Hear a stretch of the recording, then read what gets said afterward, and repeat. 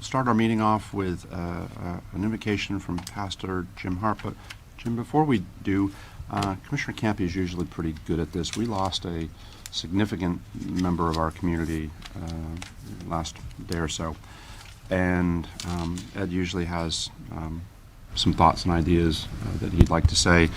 You can start, Ed, with that, and then we'll roll into the invocation and we'll do our pledge, if you all be okay with that for a minute. Thank you.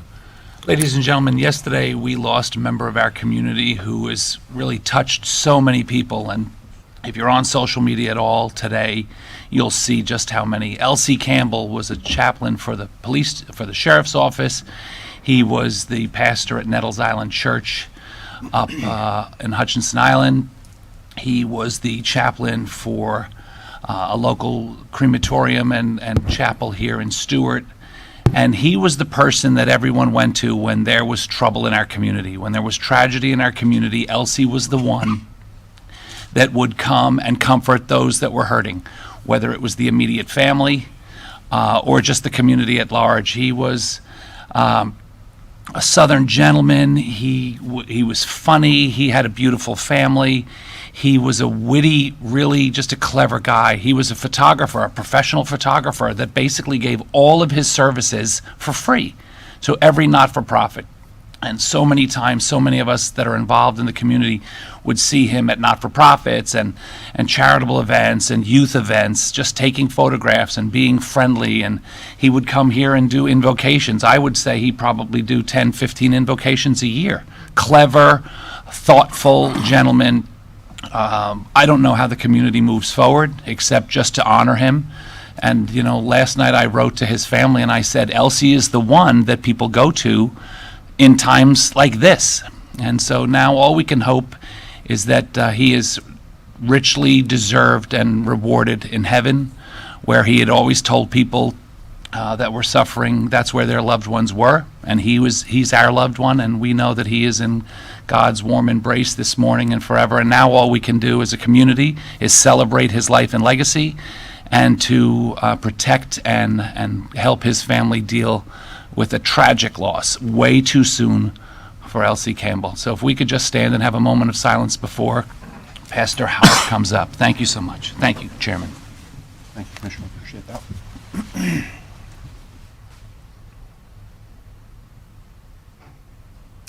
Thank you for that. And Pastor Jim Harp from the Stewart Alliance Church. Good morning.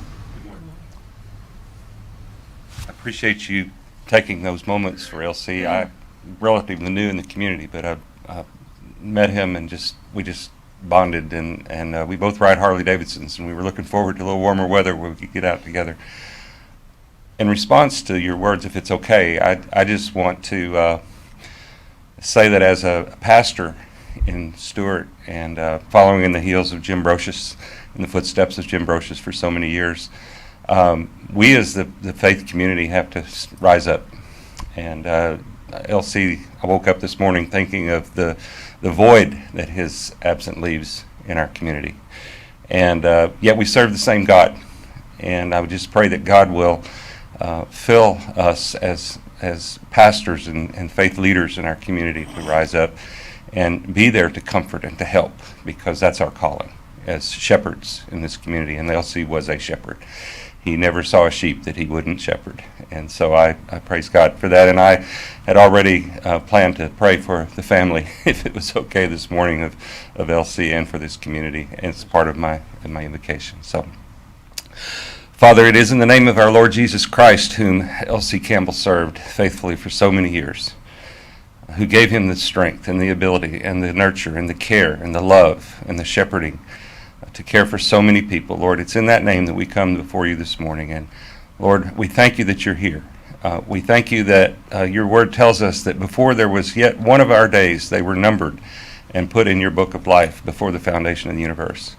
And so, God, you knew the day that LC was going to come home. And Lord, we thank you for that. But Lord, we know there's a void, and we who are left behind grieve, not like those without hope, because we know that where he is, and Lord, we know that those of us who know you will see him again one day. So Lord, I pray that you would help us, all of us, leaders in this community, faith leaders and community leaders, to rise up and to do our part to fill part of that void and that gap that was left behind. And I pray for his family this morning, Father, in the name of Jesus, Lord, that you will comfort them, that you will surround them with your love and your grace and your peace and encouragement, Lord, and that you will just minister to them, Lord, as only you can do. And we thank you for allowing us to have rubbed shoulders with such a great servant of our Lord Jesus Christ. Father, I pray this morning according to 1 Timothy 2, verses 1 through 3, which says, I exhort therefore that first of all, supplications, prayers, intercessions, and giving of thanks to be made for all men, for kings, and for all that are in authority, that we may lead a quiet and peaceable life in all godliness and honesty. For this is good and acceptable in the sight of our God and Father. And so, Lord, we thank you for this exhortation from your word that tells us as followers of you, Lord God, that we would pray for our leaders. And as we pray, it's not just an exercise in futility, Lord. If we pray, we know that your word says that if we ask anything according to your will, you hear us. And if you hear us, we have the request that we've asked of you. And so, Lord, that means that if we pray, you answer. And so, Lord, I pray this morning for the Martin County Commissioners, Lord, that you will guide and direct, and that, Lord, you will give them your wisdom that says, again, in your word, that if any of us lack wisdom, we're to ask, and you give freely and liberally and without reproach. So, God, I pray for the decisions that are made here and in committees and in various places, Lord, that affect all of us who live here, Lord, and those who will be coming to live here. Lord, that they be made according to your will, according to your direction, according to your wisdom, and that, Lord, you will just surround us with the peace and the presence of our Lord as it promises here in your word. And, Lord, I pray that right on up the line for state leaders, for national leaders, for our president, for Supreme Court. Lord, we lift all leaders before you this morning, and we thank you, God. We thank you for your goodness. We thank you for your presence, and we thank you that you've given us the privilege to pray and know that you hear and answer prayer. So we commit all these things to you this morning, and thank you once again for your goodness to us in Jesus' name. Amen. Amen. Amen. Thank you.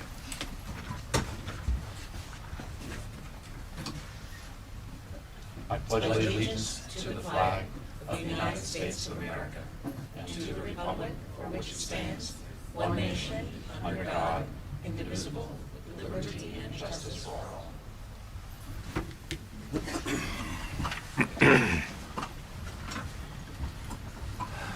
Thank you for all of that. I appreciate that.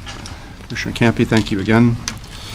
We have some additional items this morning. We have consent item number 3, adoption of proclamation commending in Dunshea upon the achievement of Eagle Scout.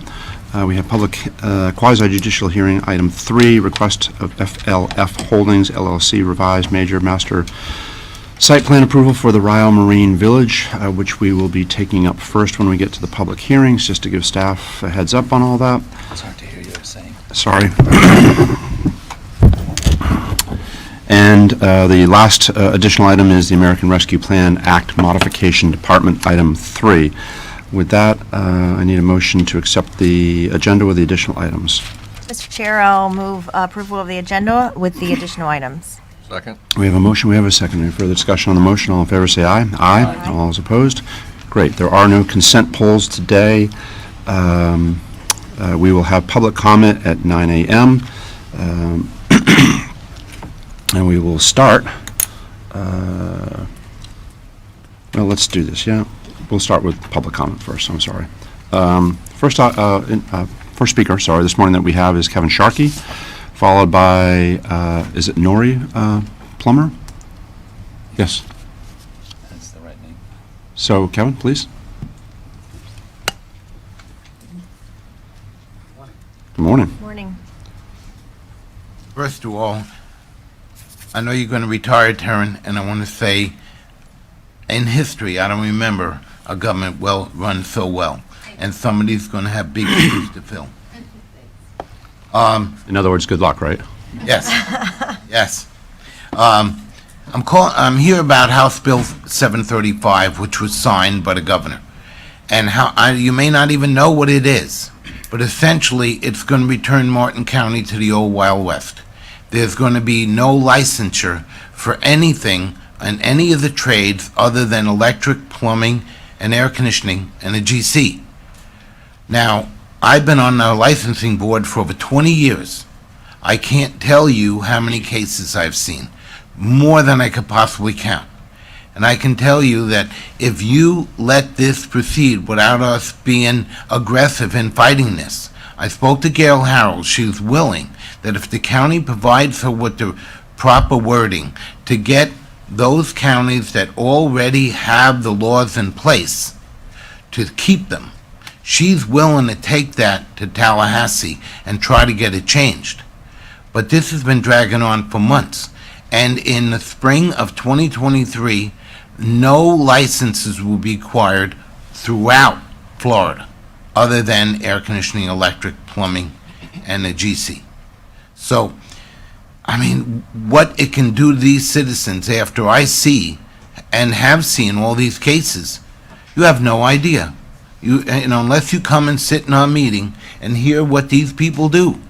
And I'm not telling you there aren't some homeowners that are coming from outer space in their opinion on what should happen.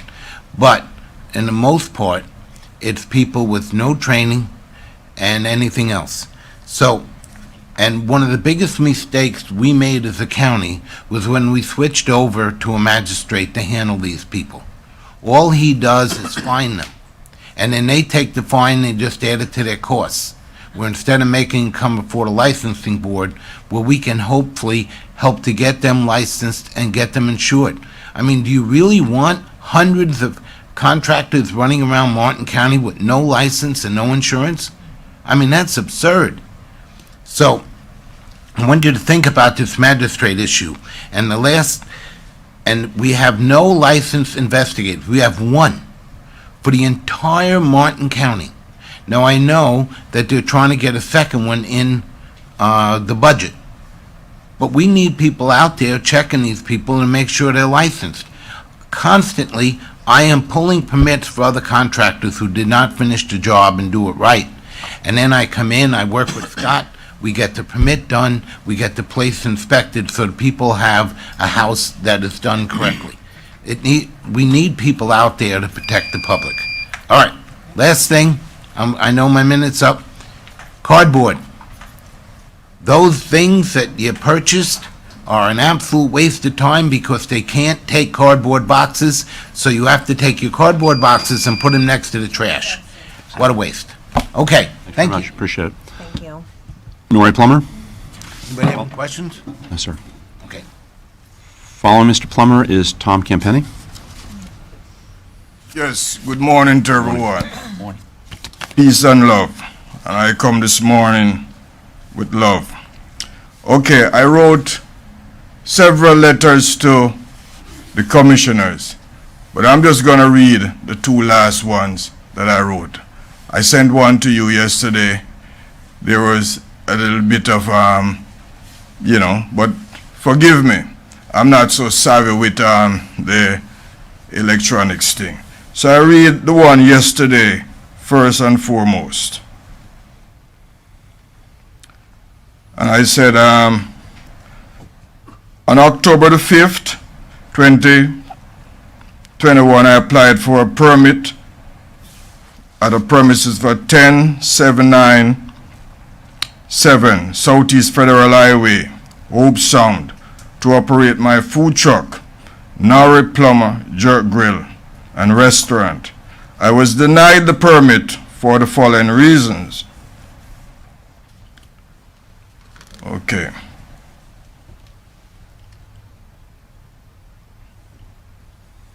And one, existing, it said existing/operating commercial business with open restroom, trash receptacles, removal for merchant and customers.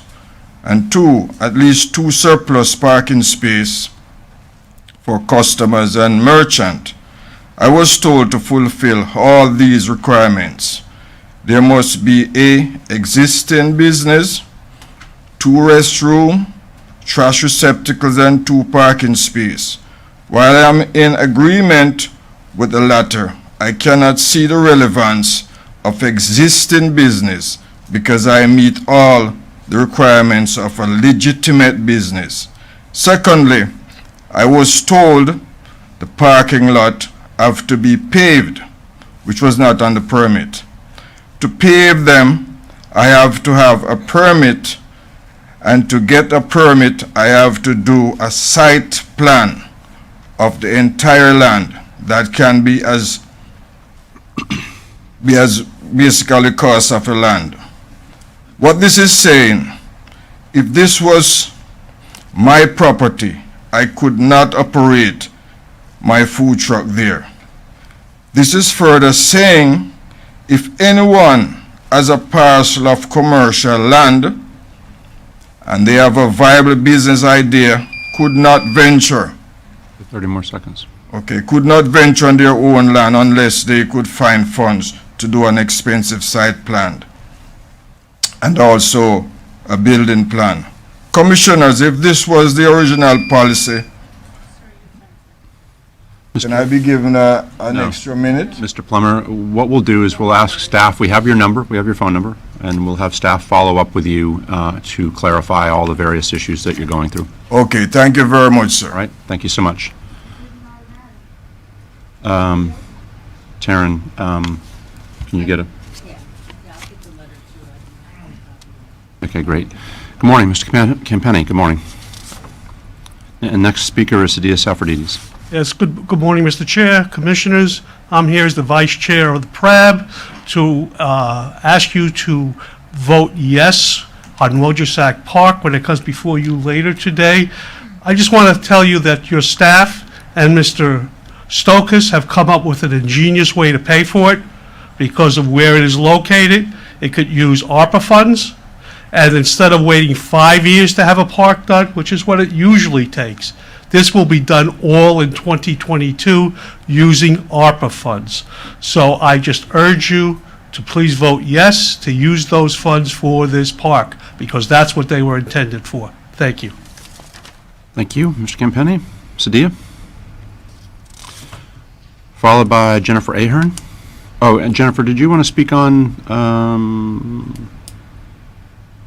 the Parks and Advisory Board now, or do you want to speak later? Okay. Good morning.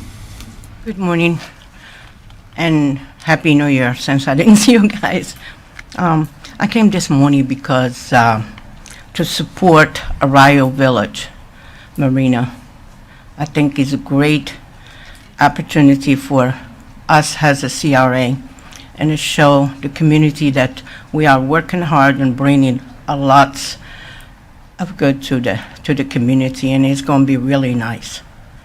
And next one is my hometown, Golden Gate. You have a rescue act plan. Can you please vote yes for that? Because all we have left is the Camino Trail, and we need that money so we can finish, and I can retire. Stop. That's not going to happen. Don't tell us that, we won't finish it. Please don't do that. I'm getting old and sick woman, so I really need to retire. And I also want to go travel a little bit. Is that okay with you? Anyway, thank you so much. You know, there's two are after my heart, especially the Golden Gate, and I really appreciate your help and your vote. Thank you, Steve, Thank very you. much. Jennifer, please. Following Ms. Ahern is it Caitlin? Caitlin Palmieri? Good morning. morning. Jennifer Ahern, the Chair of the Parks and Rec Advisory Board. I'm here this morning to encourage you to vote yes for Wojciech Park improvements funded by our ARPA funds, which is what Mr. Campenny said. Our wonderful staff here has come up with a great way to pay for much-needed improvements to the park. As you know, the Boys and Girls Club, which is adjacent to the park, uses that facility daily, and so does a youth sports provider, which I think is very important to our community. So we, as a board, would like to ask you to vote yes for that park. You guys have any questions? Oh, ma'am, thank you. Thank you. Good Appreciate morning. it. Thanks for coming. Ms. Palmieri?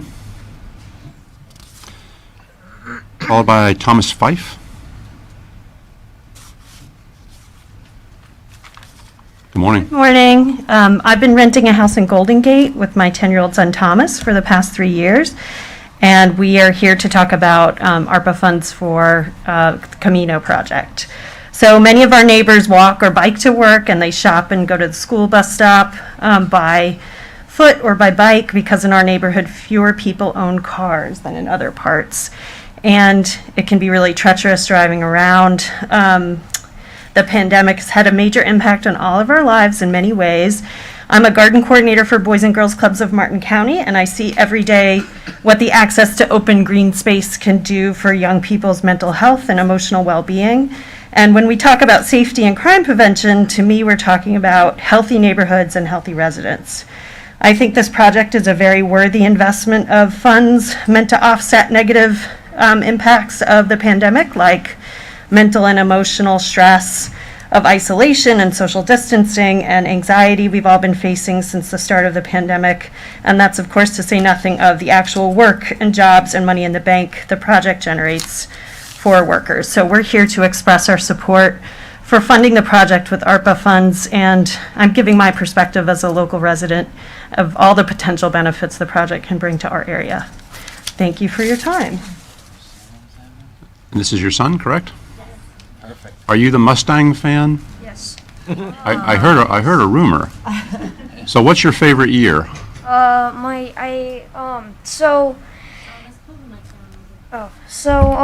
favorite year is from the 2014 models up back until like 66 and 67. I mean, I'm a huge car fan. I've been one all my life. Which is a long time. That's a long time. Yeah, long time. So you have your fan team over here. Yeah.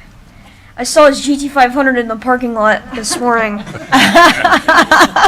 What about my Sonata? Yeah. That Sonata's fast. Yeah, no. Say not so much. All right. Anyway, I didn't mean to distract you this morning, but I thought we would check on your Mustang love. Hello, my name is Thomas Fife. I live in Golden Gate. I think this project should happen because people can make new friends by meeting on the path, sidewalks, and park. To me, friends are the most important thing in the world. Also, me and my mom are driving. There are people walking and biking on Pier Road. Dangerous because they can get hit by cars. I hate it when people die because the driver out of the car was not paying attention. And I love mountain biking and biking in different places. It's safe when we bike to different places because then there are sidewalks, and me and my mom would love to have sidewalks in Golden Gate. Thank you for listening to me. Well done, Thomas. Great job. Thomas, how old are you? 10? Great. There is hope. There is hope. There is hope. Fantastic. Mr. Pine, follow that. Or better yet, good luck.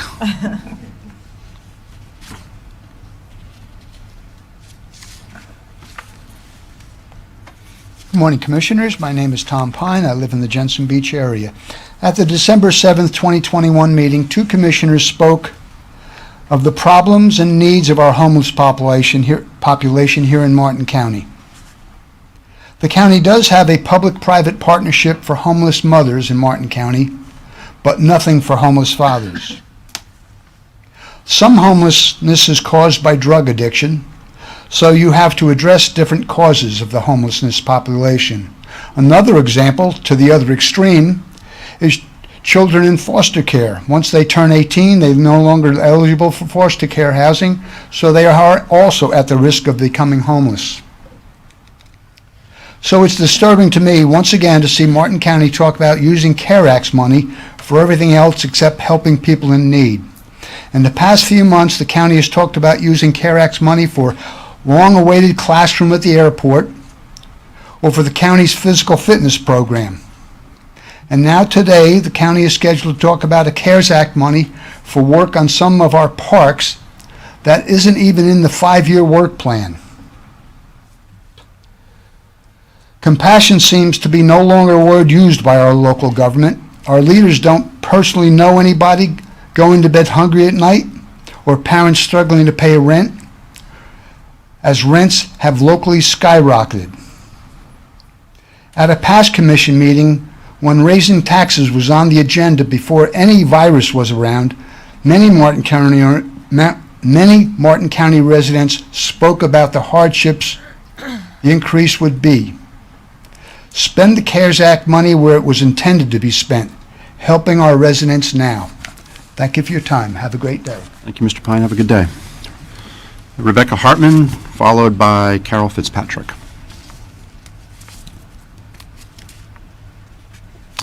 Good morning.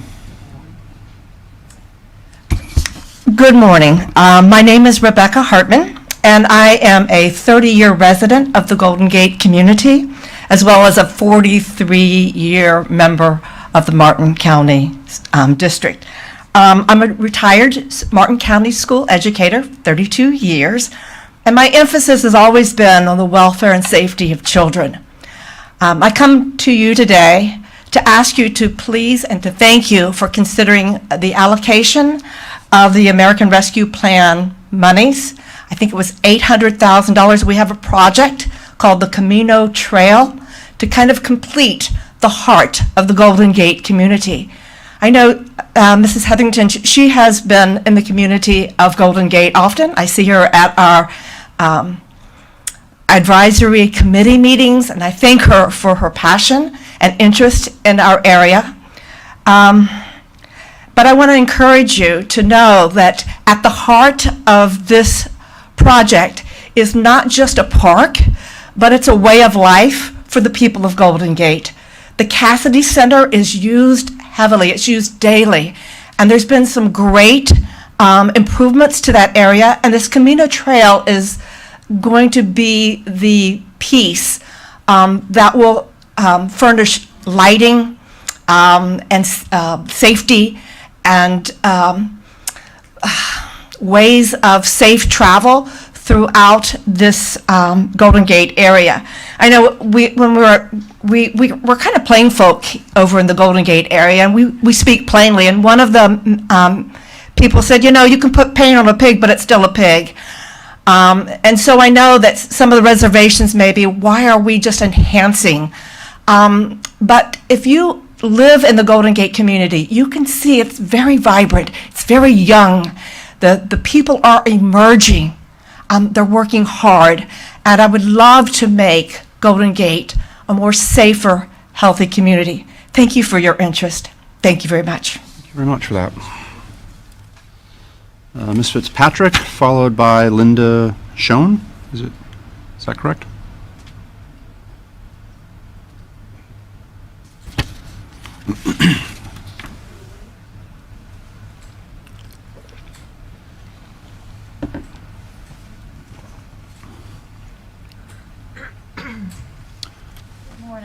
Good morning. Good morning.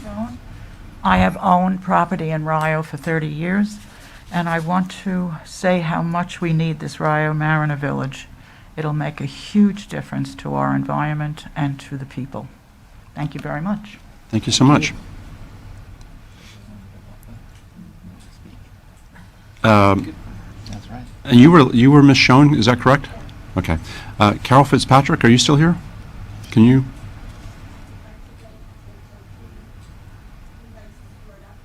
Yes, ma'am. Okay. That was Linda Schoen. That was the last, oops, second last, sorry. And the last one I have is Joan, is it Whiting?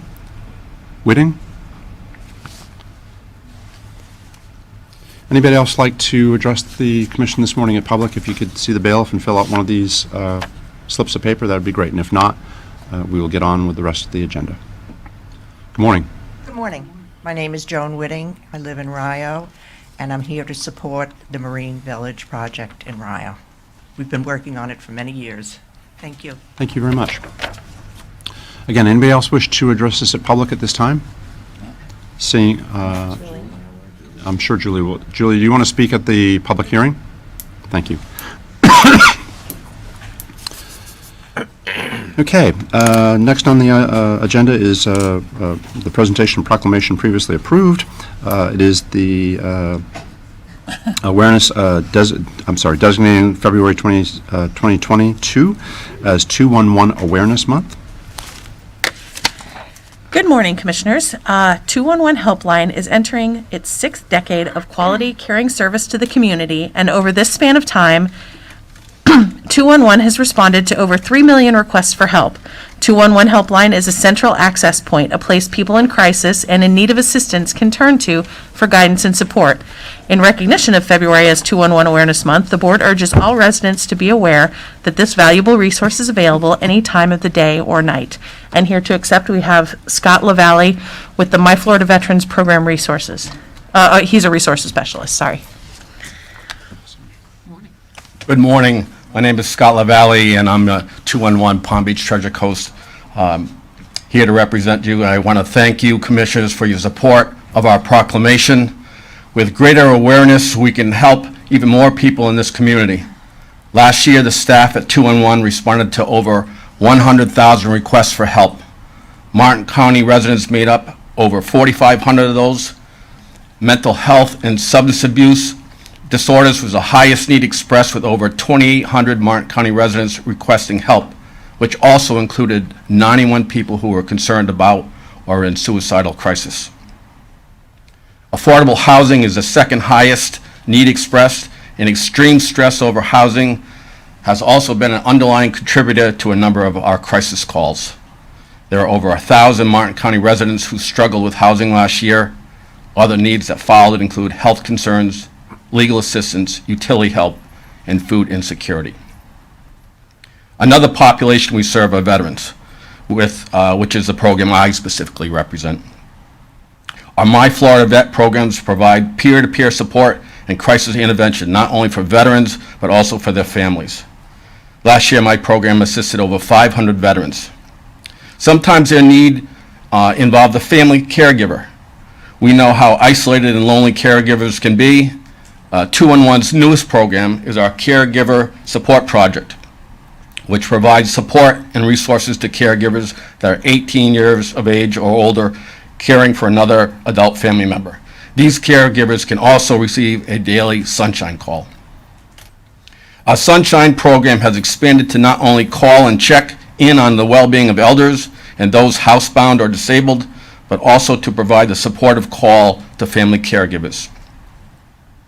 With our Help Me Grow program, parents of young children who have concerns can have their children's growth and developmental screening done right over the phone. As we know, early detection can lead to much better outcomes in the lives of children and their family. People are comforted to know that 211 Helpline staff are here to answer their call for help any time of the day or night for anyone of any age, helping to improve the lives of the residents of Martin County. Thank you again for your support, for allowing me to speak.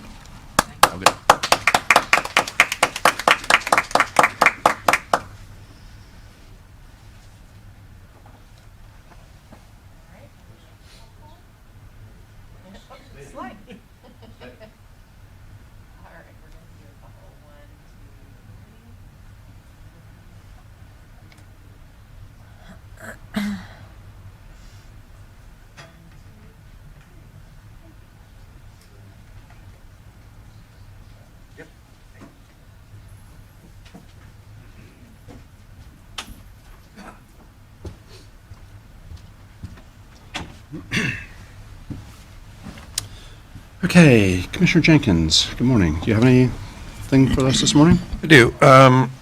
Just to remind everybody, one of our biggest events in Hope Sound is going to be taking place this weekend, the 5th and 6th, which is our Art Fest. It's always a very popular event. The weather should be great, and for once, I think, for the very first time, it's not Super Bowl Sunday. So nice. That's going to be less competition. The House Bill 735, I think we need to have a conversation about.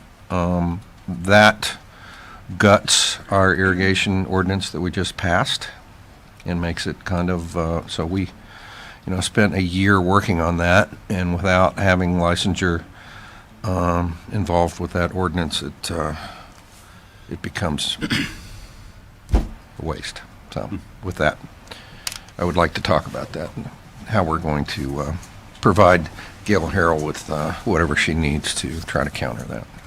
Very good. Anything else? That's it. Commissioner Heatherington? I have a couple of things I want to announce. Some district funds expenditures. I have $7,621.28. As you know, I've been working with South River on Canner Highway with some traffic and safety issues. We are trying to get a traffic light from DOT, turning lane, which is programmed in the design work plan. And most recently at the MPA, we talked about immediately putting a right-hand turn ahead, South River Drive sign. Turns out it is not in the DOT right-of-way, it is just on the property of South River. So I will use district funds to get that sign with the flashing beacon up as soon as possible for the safety of the residents, and that's $7,621. That is all. I'll take a minute and just say, again, we mentioned this morning, my condolences go out to Elsie Campbell's family, Gail, Lori, Casey, and all the grandchildren, and we will certainly be thinking and praying for you. And then one final thing, I think in addition to the 737 House Bill conversation, we probably are going to need to have a conversation about the long term of our airport. I've been getting a lot of constituent calls, both businesses and residents, concerned about the future of our airport. So I would love to have an agenda item come back so we could discuss many of the long-term planning parameters and some of the current situations at the airport. Great. Commissioner Campy? I'm fine. Commissioner Hurd? I'm set. And for my comments this morning as well, Elsie Campbell did play a significant role. It's interesting, in this very public life that we live, and our staff lives, and folks interact with us all the time. People that otherwise maybe wouldn't necessarily be on the radar screen are and have been. And Elsie was certainly one of those individuals that was at our podium on a regular basis, as Commissioner Campy pointed out. And the public, the public gets to know these folks. And again, otherwise you might not necessarily know them, come across them, but they become personalities and they become part of our process and therefore very much part of the public process. And so Elsie was one of those individuals that absolutely left a footprint on Martin County, and one that will be long remembered. And it's really hard sometimes to put all that into perspective because these meetings come, they go, people come to the podium, whether they're presentations, whether they're hearings, whether they're public, and things move on, and we move at a pretty good rapid pace, and sometimes you forget what's said, and you don't always necessarily think about it. And so today's one of those days, unfortunately, that we need to remember the legacy of folks like Elsie and others that have come before him that we have lost in our community. And again, Commissioner Campy, thank you for your words. I know his family appreciated it, and Commissioner Heatherington as well. Thank you for your words. With that, let's move on to our first item on the agenda. Oh, I'm sorry. Commissioner. Ms. Krista, Ms. Woods, nothing? Sorry. I'm sorry? Oh, yeah, sorry. This morning we're going to take up public quasi-judicial hearing item 3, first on our agenda. The reason I moved it up prior to some of our other public hearings this morning is that I want to make sure that we give the applicant and ourselves plenty of time, that we're not rushing to squeeze in something that if we took up the item at 11 o'clock or 11:15, which is where we may end up at, I don't want to rush the presentations at all on this item, because this is 20 years in the making, and a lot of time and energy have gone into this, and it's certainly due, it's time to make sure that we hear everything that needs to be heard. So with that, Peter, if you would please lead us off on this. Good morning, Chairman. Good morning, Commissioners. Peter Walden, Deputy Growth Management Director.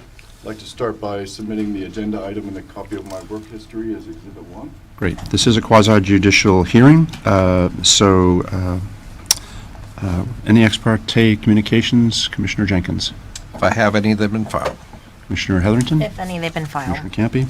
I filed that I had none. Commissioner Hurd? If I have any, they will file. I have lots, and they've been filed through 2 decades at least worth of conversation, not with this applicant per se, but certainly there's been a lot of conversation on this item for years. Do we have any witnesses that need to be sworn in? And if you are involved in the hearing and you're going to be testifying, you do need to be sworn in. Raise your right hands. Do you swear or affirm that the evidence you're about to give will be the truth, the whole truth, and nothing but the truth? For that, also, Peter, are there interveners at all? No, sir. Great. Did I forget anything this time? Or did I get I think everything? we're good to go. Awesome. I didn't miss something this time. Okay, so with that, Peter, if you would lead us off with the presentation, we'll get started. Thank you, sir. Again, Peter Walden with the Growth Management Department. This is a request by FLF Holdings, LLC, for a revised master site plan for the Rio Marine Village project. This public hearing was requested to be continued to today's date on the 25th. The project is in the Rio Community Redevelopment Area and has 2 future land use designations on the property: the CRA Center land use and the Marine Waterfront land use. The Rio redevelopment area is the zoning designation for the site. There are 2 sub-districts that coincide with the respective land uses. The core sub-district is assigned to the CRA Center land use, and the core sub-district is intended to be the pedestrian-oriented center for surrounding neighborhoods and should provide a broad mix of uses. The waterfront sub-district is defined by marinas and working waterfronts. It may also promote a mixed-use waterfront environment, including dining and entertainment, and most importantly, provide public access to the waterfront. The core district allows 15 residential units per acre, and the waterfront sub-district allows 10 units per acre. Both sub-districts require 20% minimum open space, and both require 40-foot maximum building height. The proposed master plan provides for 192 residential units with a blended density of just over 12 units per acre and 32% open space. There is a mix of uses, including residential, commercial office, marinas with dry and wet boat storage, and restaurants.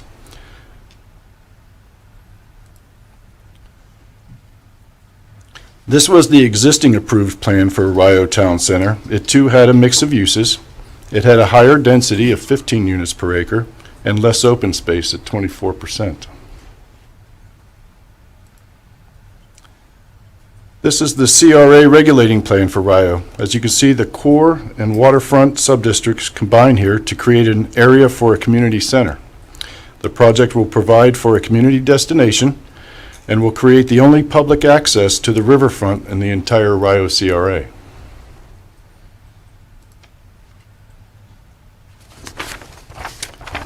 This is the proposed master plan for the Rio Marine Village. It has expanded from the town center by about 6 acres and 1,600 feet of waterfront.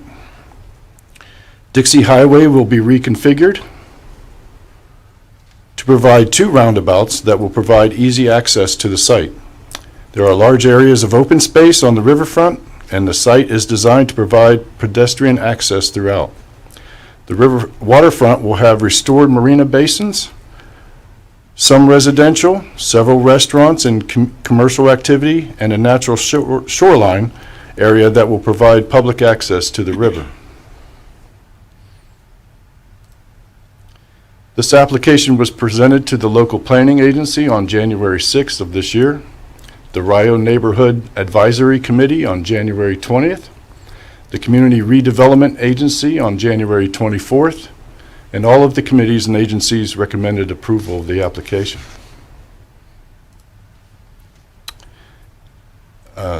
Development review staff have provided their compliance findings in the staff report, but staff does have a request to augment language in the approval resolution. On the screen is proposed changes to Section C, which establishes responsibility for the roundabout construction. It basically states the applicant is responsible for all costs associated with the reconstruction of Northeast Dixie Highway. And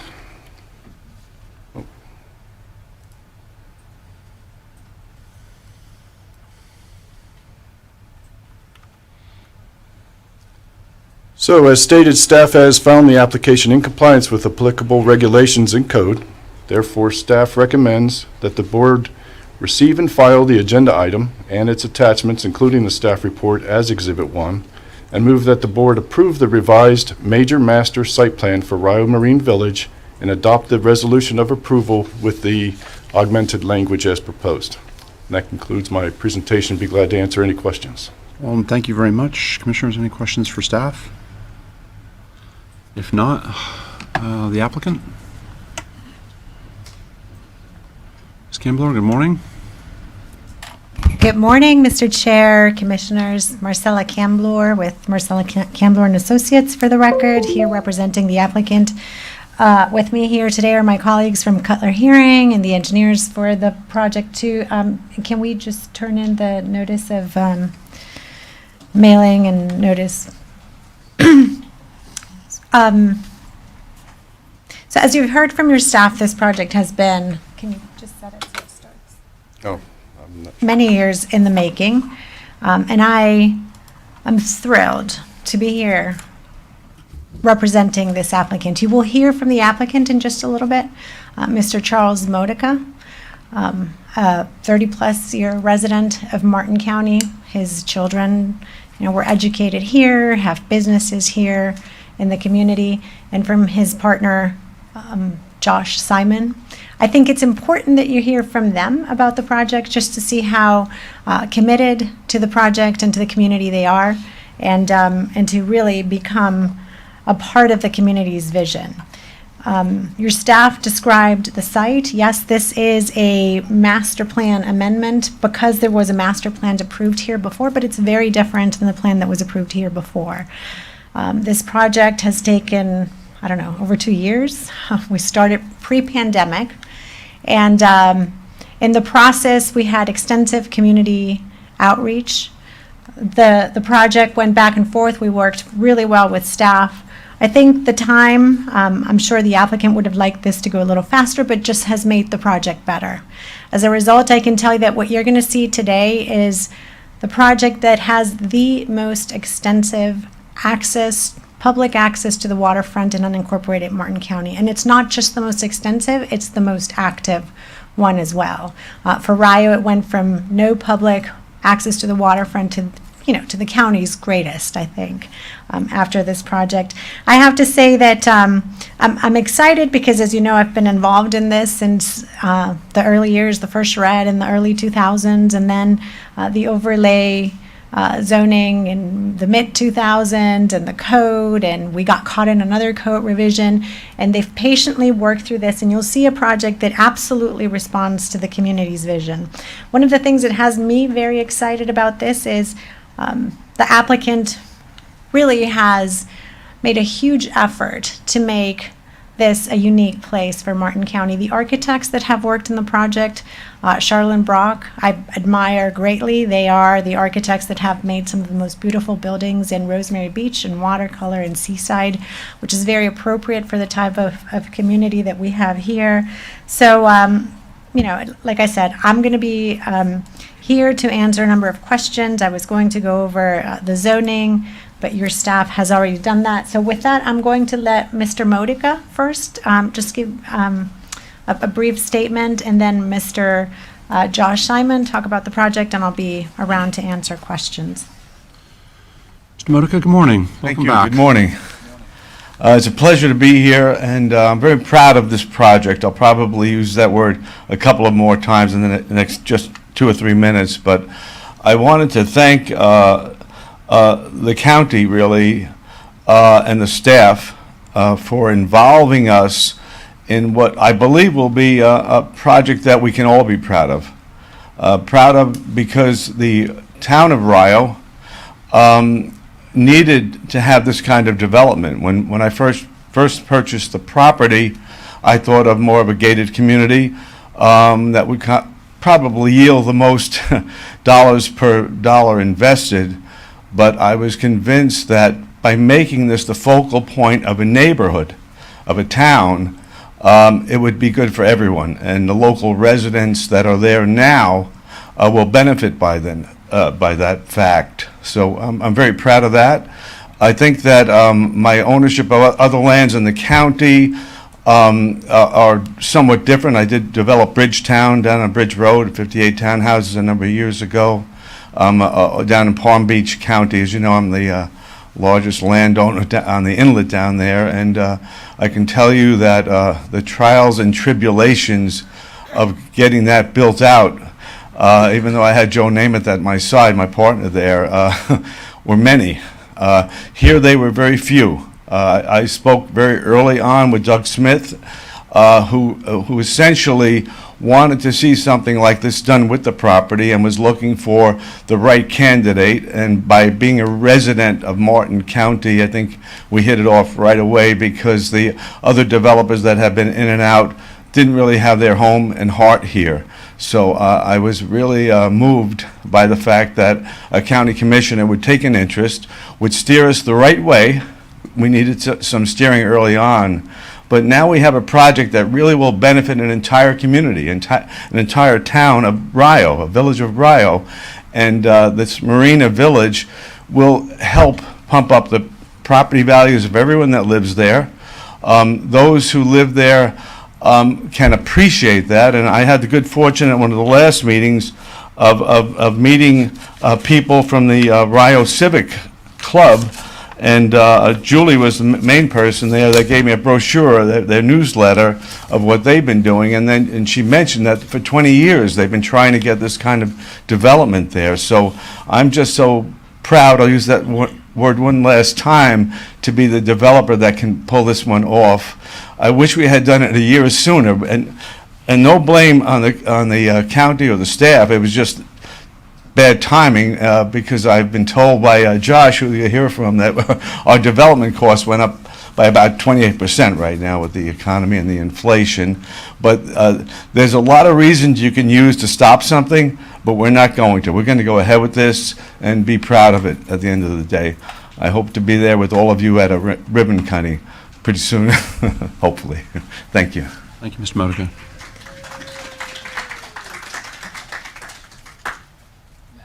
Simon, good morning. Morning, Josh Simon with FLF Holdings. Thanks for having me today. I'm going to give you sort of an overview of the project, starting with this page. Gives you a picture of the waterfront we have and the turning basins and the amount of seawall we have on the property. Our plan is with Rio Marine Village. We're hoping to get your support to build a waterfront community with active and passive uses along the waterfront, designed in a manner to encourage people living in the Rio community to come access our community, use both the parks that we're building and the restaurants we're building and the boat storage opportunities, and really just come use the plethora of activities that we're going to have within the Rio community. We have, you can see on the yellow lines here, you guys can see this on your screens, right?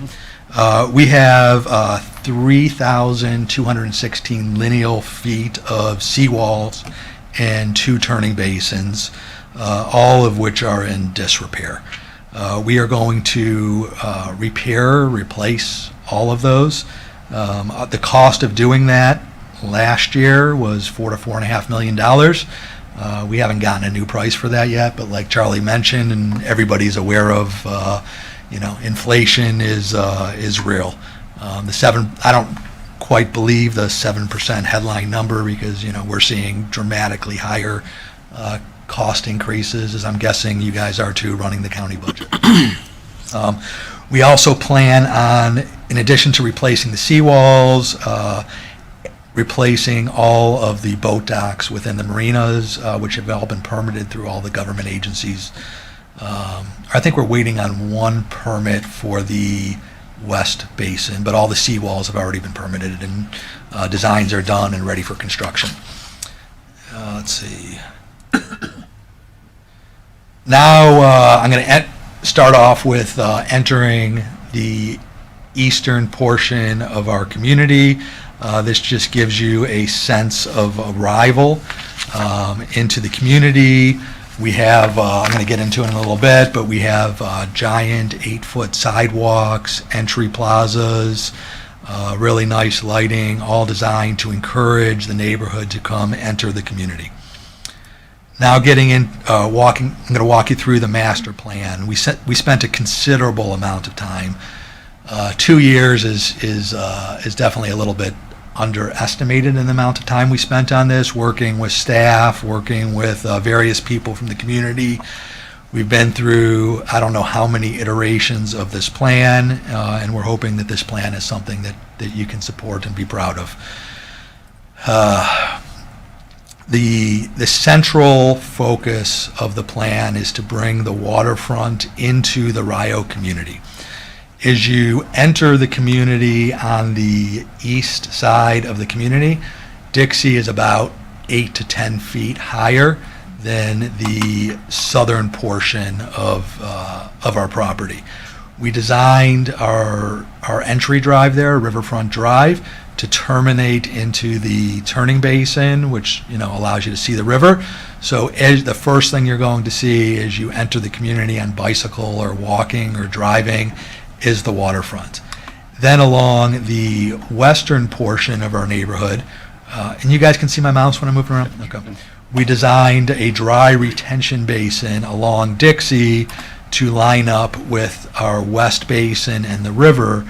So as you're driving or walking or biking along Dixie, you're going to see the riverfront from Dixie. You're going to smell the riverfront. You're going to feel the riverfront breezes. And we really believe that we're bringing that river into the Rio community. We have another development, which we'll hopefully be bringing to you in the next several months, on the north side of Dixie, and we lined our parks and open space up with this open space to continue to bring the river to the north side of Dixie as well. So in our community, it's designed with 198 residential units in a mix of 3-story elevator buildings, 1 townhome building, and then live-work units along Dixie, designed to activate Dixie with some commercial activity. Those live-work units have about 1,000 square feet of commercial space on the first floor and 1-bedroom apartments on the second floor. We have along the river, we have 4 buildings, which include 3 restaurants, which I'll get into the details of that in a little bit, a mixed-use building, and a marina clubhouse building designed for resident activities and potentially marina ship store. We have a marine industrial building along Dixie here designed to support the marine industry. And we have, as Marcella said, both dry and wet storage for about 140 boats. We will also be building a finger pier out into the river designed for day boat access. So if people want to people from the community want to come enjoy our restaurants or come visit the marine industrial user, or just come enjoy our walking pass, they'll be able to park their boat on that finger pier. We also have I'm going to get into it in a second, but the entire waterfront is designed with a riverfront walkway, which connects all of these uses together, including a park on the peninsula and a public square over here, designed to provide additional public access to the waterfront.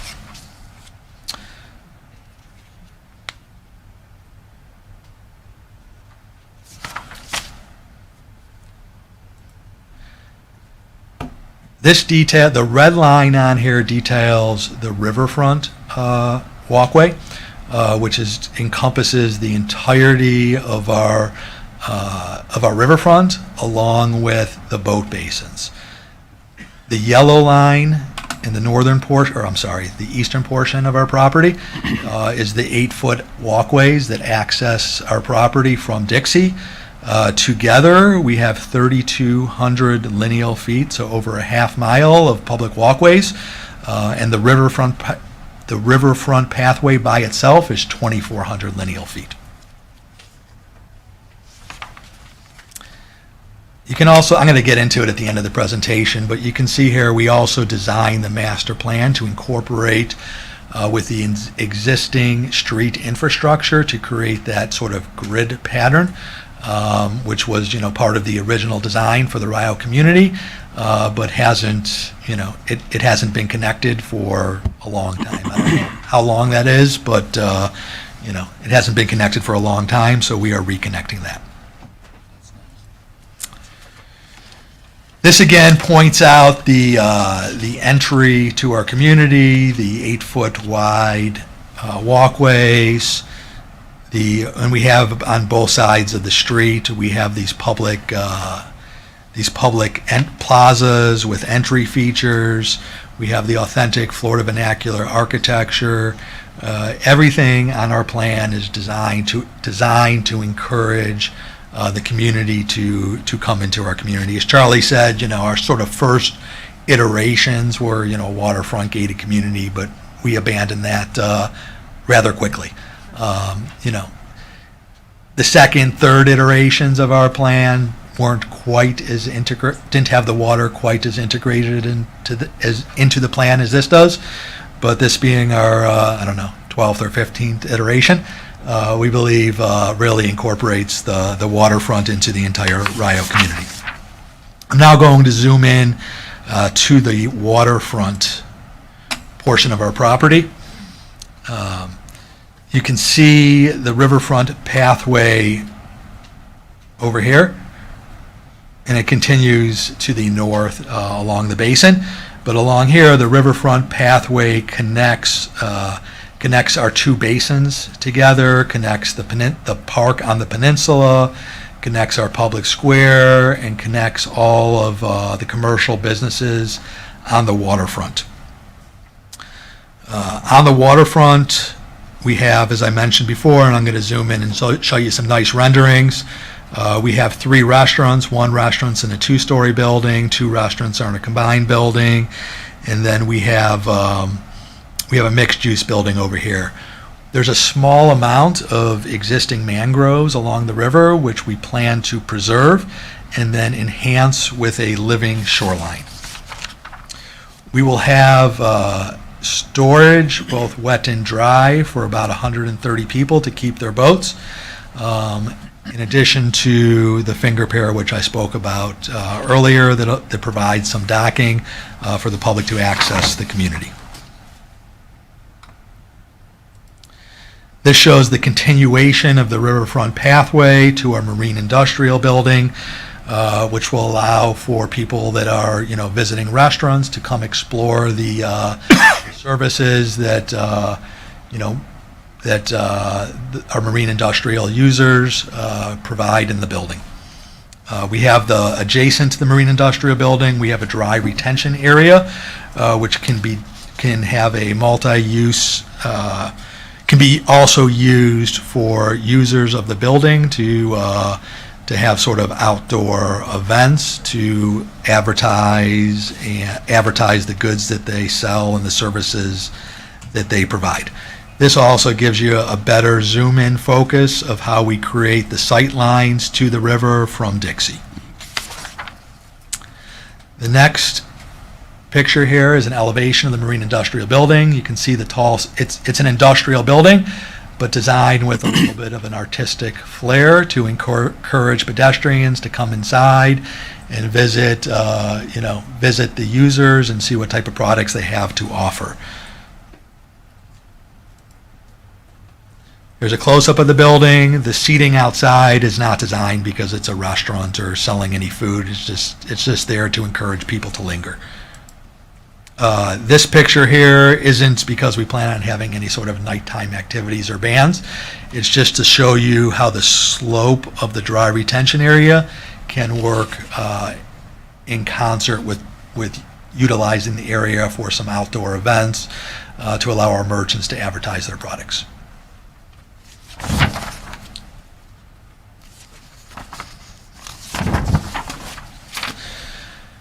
Focusing in on the commercial uses along the waterfront. The Marina Clubhouse building is 11,000 square feet. Adjacent to that, we have a two-story restaurant, which is 8,990 square feet, followed by two smaller restaurants in a single building that total 7,650 square feet, and our mixed-use building here at the end, which is 2 stories, 15,626 square feet. We hope to have office on the second floor in order to activate the area during the daytime hours. And on the first floor, we hope to have a coffee shop and an outdoor outfitter that would provide rentals of things like kayaks and paddle boards during the daytime hours. The walking path along the commercial space, along the commercial area here, in the picture, it looks like it's all sandy, but it's going to have a living shoreline and mangrove protection, so there will be some green areas there. But we do plan to have a sandy-like feel in portions of it so that people walking along the riverfront pathway will actually be able to dip their toes in the water and experience sort of a beach-like setting, although we don't anticipate, a swimming-type beach. Now I'm going to get into some closer elevations of the buildings along the water. This is our mixed-use building where we hope to have the outdoor outfitter. You can see we supply both ramped access and step access direct from the building to the riverfront pathway below. This is the single building that will contain 2 smaller restaurants adjacent to the two-story restaurant building, which is designed to provide a rooftop type experience. And then adjacent to that is our Marina Clubhouse building, which we hope to contain a marina ship store for people coming to visit on boat. Here I again want to point out the street connectivity that we provide throughout the neighborhood. Right now, I meant to mention this at the beginning of the presentation, but the current roundabout is located at Martin Avenue. We want to relocate. We originally wanted to just relocate or add a roundabout at Riverfront Drive with the intention of trying to prevent the activity that comes through our community from coming through Martin and the existing neighborhood. In working with staff and engineering, we were advised that having 2 roundabouts in such close proximity wasn't a very good engineering decision, and instead we're encouraged to relocate, replace the roundabout at Martin with 2 roundabouts to bookend our development. We will pay for the construction of the roundabouts. We will pay for the construction to remove the roundabouts. And we will pay to add public art to the roundabouts, which we hope to be an improvement on the current art in the current roundabout, which right now looks like a couple pieces of rebar, but I've been told it is somebody's artistic. No. So we hope to work with the community to design something that is acceptable to the community and pay. Early classic iron. Yes. Art is in the eye of the beholder, which I live in a gated HOA. It'll be studied, Josh, for years. I live in a gated HOA community, and that's on a golf course, and I was recently told that the art I had in my backyard wasn't really art, and it needed to be removed because it was distracting the golfers. So I know that art is in the eye of the beholder. That sort of finishes the presentation, and I'm open to questions. Charlie's available for questions, as is everybody else on our team. Fantastic, Josh. Thank you very much for a very thorough overview of what is planned. Commissioner Hurd. Yeah, I'm looking at the waterfront, and I'm confused. Is it all armored? Ask me again. Is it all armored? No, there's a natural shoreline along where the restaurants are. If you see that's the area that isn't hardened. Okay. Then tell me about the shoreline protection zone. Okay. 1 second. Could I get back to the master site plan here? Yeah. The only seawall work we are doing is where there's existing seawall. which is corroding and falling apart, and that we plan to, replace and repair, but we are not adding any new seawall to the property. Okay. This area along the waterfront here is living shoreline. And one of the requirements for having public access, for having some of the hardened shoreline protection zone impacted was that to provide public access. So all the areas that were historically hardened are remaining, but the area that is shown right here along the waterfront here is staying in the natural state. And that's the area that they're going to protect a small batch of mangroves along there and restore this as a living shoreline. And the shoreline protection zone, what's it composed of? Well, there's a 25-foot shoreline protection zone. Everywhere? Yes. Okay. And it meets the requirements of the CRA of the maximum 40% impact on the SPZ. I don't think we impact any of it, though, do we? You actually have less impacts with the redevelopment plan than what is originally there. Is it pervious or impervious or both? Well, the impacts are impervious, but more of it is impervious than was historically provided. So this is a CRA exception? That the 40%, yes. So the 25-foot shoreline protection zone does not apply here? It does apply. It has some exceptions to the rule. But most, like I said, historically, it had greater impacts than what they are restoring with the plan. Okay, thank you. Commissioners, any other comments before we go to Public? Okay. Josh, thanks very much. Don't go away. We'll follow up probably public with a no, I'm sorry. But we'll probably follow up with some additional comments after public. The first public speaker I have for this item is Jolynn Jensen. From Jensen? No. No, I'm saying, is she from Jensen? Rio. Good morning. Good morning. Thank you for giving me this time to speak. My name is Jolynn Jensen. I'm a full-time resident of Rio. Almost 4 years ago, we bought a 1956 fishing cottage in Rio. We have spent a lot of money upgrading the house and the landscaping, and we are in the process of buying more property. I walk my dog every day throughout Rio, and the Rio Marine Village site has been totally vacant almost the entire time. It is currently unsafe, both in terms of the current structures collapsing and hangouts by teens drinking and the homeless living in various locations. I am very much in support of the Rio Marine Village plan. I live on a private dead-end street, and we get many people driving, bicycling, and walking down the street looking for access to the St. Lucie River. This plan would give public access. This plan will also redevelop a public eyesore and clean up a hazardous area. This plan will also provide connected streets to walk and bike on other than Dixie Highway, which I would really look forward to, as would all the other people who walk and bike throughout Rio every day. But most importantly, this plan will be a catalyst for further redevelopment, improvement, and investment by both residents and businesses throughout Rio.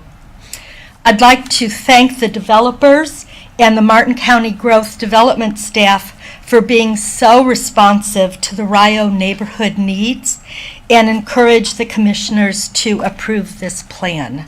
Thank you. Thank you very much. Linda Crichton, please. And following Ms. Crichton will be Tom Jalvin.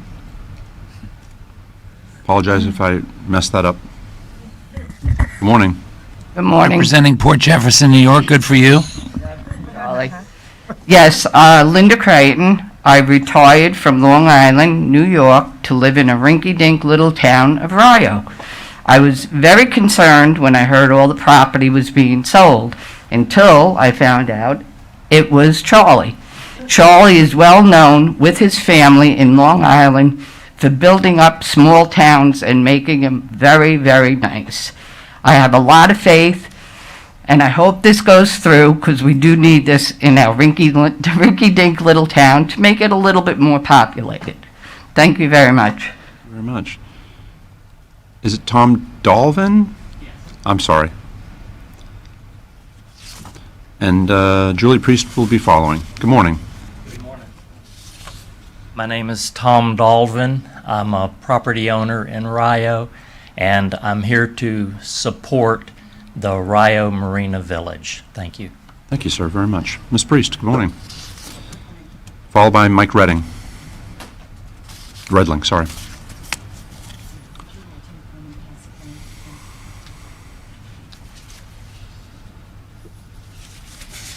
Good morning. Good morning. Chairman and honorable members of the board. I'm Julie Priest speaking, let me remove this. I am Julie Priest speaking on behalf of the Rio Civic Club, a volunteer organization that has been actively pursuing community improvements for Rio since 1950. The mixed-use concept for the Rio Town Center appears in the CRA Master Plan adopted by Martin County in 2001, and in the Rio Village Waterfront Village Plan, created with the assistance of the Treasure Coast Regional Planning Council. Our board has studied proposals for the eventual build-out of the Rio Town Center since the first development group purchased and assembled most of the parcels prior to the Great Recession. The first owner group proposed 2 one-acre boat barns with a private waterfront clubhouse that failed to garner community approval. The second owner group's proposal was adopted with our neighborhood support, but they never broke ground, and now, thankfully, this third owner group has updated the site plan to include 3 restaurants and numerous public amenities on the waterfront. The 2 new gateway roundabouts with views to the boat basins will serve to calm traffic and draw attention to Rio's waterfront. There will be no gates or signs limiting public access. Connected streets and sidewalks will finally allow circulation. We urge you to include language in this major development documents that protects in perpetuity the public waterfront access and street, sidewalk, boardwalk connections that are on privately owned land. Official redevelopment meetings via the Rio Neighborhood Advisory Committee began in 1999. I was the first chairperson, and neighborhood volunteers have actively participated for decades to reach this milestone. We extend our deep appreciation to Mr. Modica for accepting the vision created by our neighborhood and enhancing it with assistance from Marcella Cambler and Josh Simon. Many thanks to the development review staff for working on behalf of the county and Rio to fine-tune this site plan that complies with regulations and will make our waterfront on the north shore of the St. Lucie River an exceptional destination. The Rio Civic Club Board of Directors, represented here by several members, is pleased to support the Rio Marine Village revised site plan with added requested protective language for the public waterfront access and connected streets, sidewalk, boardwalk to remain open in perpetuity for the public, regardless of who owns the parcels in the future. Thank you. Please, thank you very much. Mike Redling, please. And following Mike will be Catherine Winters.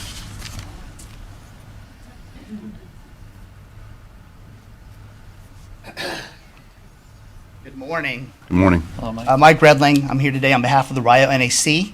The development team presented to the NAC about a week and a half ago to a well-attended and very interested NAC crowd.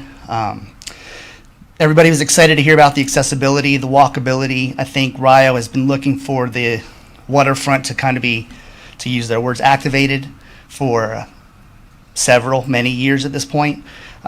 So we are in full support of the project. I think the best question we heard the entire night was, what's the timeline? And then the follow-up was, can we make it quicker? So we're full support of the project. We can't wait, and we're excited to see what happens.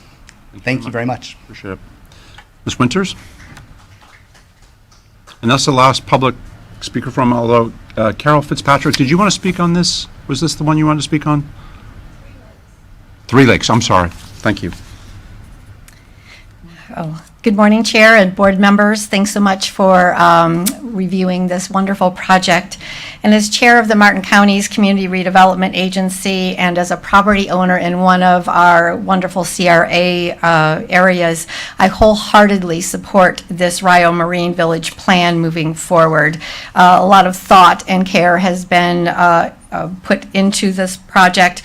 It was presented to us at our last meeting, and we are thrilled to see that it can gain a lot of support. So thank you very much for your time. Winters, thank you very much. Anybody else wish to speak on this item? Seeing none, back to the board. Commissioner Campy.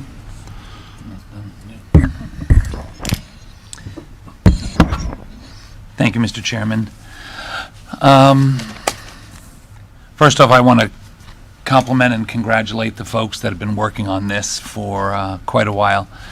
Not so much immediately the folks that are bringing the project forward, but the members of the community in the back of the room that have been so patient through this very long process.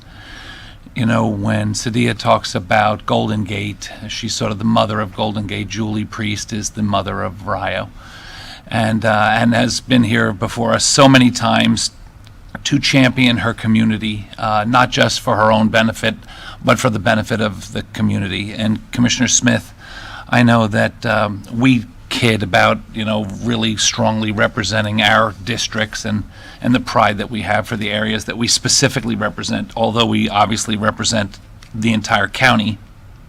You can be very proud of your stick-to-itness. You never gave up on Rio. This is something that, you know, as long as I've known you for 20 years, you have always thought through on this project, you know, along with Ms. Priest and others that have just been, you know, pillars of the community to stick with this. So it's an exciting day. While I was listening to the presentation, I was thinking the same thing that one of the last speakers said, which is, when are you going to get started? You know, so I took a couple of quick notes so I could be more concise.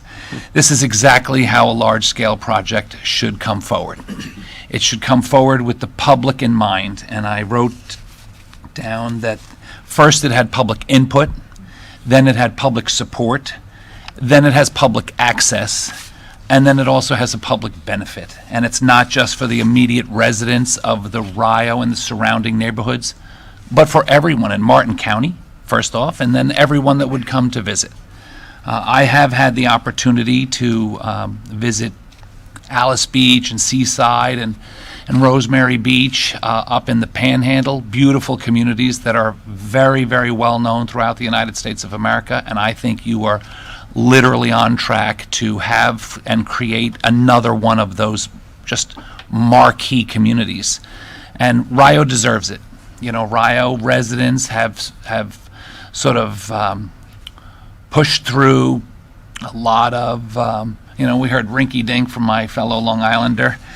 I don't know if rinky-dink would be my expression, but I know that they've been put upon for a long time, and projects sort of always seem to be hard-fought and hard-won to get roundabouts and sidewalks and lighting, and they just don't give up. And so it's a great day for them to be able to have this project finally come through the way that they would want. And it's not something that Rio residents by themselves can be proud of. It's something that all Martin County residents can be proud of. Gentlemen, and of course you have Marcella, who is a superstar, and I'm a huge fan of Ms. Camblor's work. I was thinking that this is the new field of Rio. Which is our Palm City project, which again... You did work it in. I did. Which was a project that everyone is proud of and moving forward in our community in Palm City. This is something that, you know, I feel excited for it. I can imagine how the people that live right there will feel so excited and proud of what they're having. And Mr. Chair, I think it's appropriate that you should pass the gavel to me so that you can make the motion to accept this project. It's something you've been working on for a long, long time, and you should have the motion to accept it as a suggestion. I appreciate that. Thank you very much. Commissioner Hetherington, did you want to? No? I was going to pass the gavel to Oh, okay. Any other comments, Commissioner Jenkins? No? I do have some things I'd like It is exciting to see our CRAs working, and this is a prime example. We've got a number of projects under our belt here recently, and this is another one, so this is great. Thank you for that. I do have a couple comments to add to all this. Ed always does a really good job of rounding up all of the various different components, but I'll pick out a couple I think are equally important to sort of add on to it. First and foremost, the Rio Civic Club and the NAC members and the residents of Rio, for 20 plus years at least, have patiently worked through all sorts of different starts and stops. And you all probably know that in what we do up here and what happens out in the public portion of all this, to keep people motivated for 20 years to show up to meetings is a really hard thing to do, to keep that kind of enthusiasm alive, because there were plenty of opportunities that kind of came along that people got kind of excited about and then died. And you can see where people would go, I'm done with this. I'm not doing this anymore. I remember one of the really, I think one of the moments that, for me anyway, and I think for the community, that was really a catalyst way back when, I think 2002, 2003-ish timeline, we did a CRA master plan visioning process for Rio. It still sits on my wall. It's been there for 20 years. And that was always the inspiration for me anyway, as to what the community wanted to see eventually happen. And one of the major components of that was public access. It was always in the mind of the residents that if there were to be a new town center built, we, Rio, and the community wanted access to the water, and it would, how would we ever get there? There was a project that came along, and it was mentioned in I believe maybe it was Josh's comments. There was a boat storage facility that was planned, and it was completely the opposite direction from where the community wanted to go. And we kind of turned it down internally and told them to go away, and they were very angry, and some people in Rio were very angry that we weren't actually doing a project. But Commissioner Campy has this word, stick-to-itness. The community stuck to it and stuck to the vision and to the plan, and that takes a huge commitment. The stars aligned, the planets aligned, the moons aligned. Charles shows up one day. We did a walk around out on the property and kind of looked at in its worst possible condition it could be in, and both Josh and Charlie had a vision as well. And they were going to invest in our community, and it's a huge commitment. I mean, what you saw is an enormous undertaking, and that 2 years worth of planning, work, effort, is just the edge of it, if you will. I mean, the follow-on commitment is enormous, and so with all the people to thank and all the people to appreciate, again, the Rio Civic Club folks have stuck to itness all these years. The CRA continued to come. I forgot to tell you, that night that the 2 nights that we did the Rio Vision Plan way back when, were teeming rain, storming, nasty, really awful weather. And we had 70 people show up to the Civic Center to work on that vision, which really kind of showed the heart and the soul of Rio, that they were willing to come out even in really awful weather to talk planning. I mean, not exactly the most exciting thing sometimes in the world, but you all did, and you stuck to it, and here we are. So to Charles and Josh, thank you for your patience. Thank you for your 17 iterations or 15 iterations. I really do think where you have ended up today is really at the heart of the vision of Rio and the community, where they wanted to get to. And sometimes it takes a tremendous amount of patience to get there, but I think you all did a marvelous job. Marcelo, thank you for your stick-to-itness, because there's plenty of opportunity to walk away from the frustration of all the things that go into this and say, I've had it, and you didn't, and you stuck with us, which I really appreciate. 2 things, Peter. Couple of public members mentioned the public access in perpetuity. Is that sort of, are you good with where that is? Is that cast into the master plan that that is being taken care of? Yeah, absolutely. That's a board-directed master plan approval. I just want to confirm that for the public, that, that what is designed, what is there for public access will be in perpetuity. And the last little nuance, and we will see a final site plan with this, correct? Correct. So between now and then, there will be tweaks and there'll be little things done to issues? Yeah, to make sure everything's engineered properly. Okay, one thing, it's been brought to my attention by a couple different places on this, Martin Avenue and how that connects to 707, I think needs reconsideration in terms of its turning ability and how the residents will come and go out of there. I'll work with staff to make sure that we get where I'd like to see us go. But that is it's a nuanced thing. Something else that's important. The nuanced stuff that's in this master plan, if you were to look at the one we approved 6-7 years ago and you looked at this one, the average person may go, they look the same. They're not. There is a tremendous amount of nuance built into this thing, and that's the importance of doing these kind of projects, that you spend the time and you get the details right to make sure that those nuances aren't overlooked. So again, I appreciate it for all of that, and with that, I appreciate the offer to pass the gavel, so I will do that. Oh, did you want to speak? Oh, I'm sorry. Go. Commissioner Heatherington, sorry, I apologize. There's not much more to say. I think that the Commissioner Campy and Commissioner Smith summarized it very well, but I just wanted to say that the way the community works together with the applicant on this is, I think, exactly the way a project should work.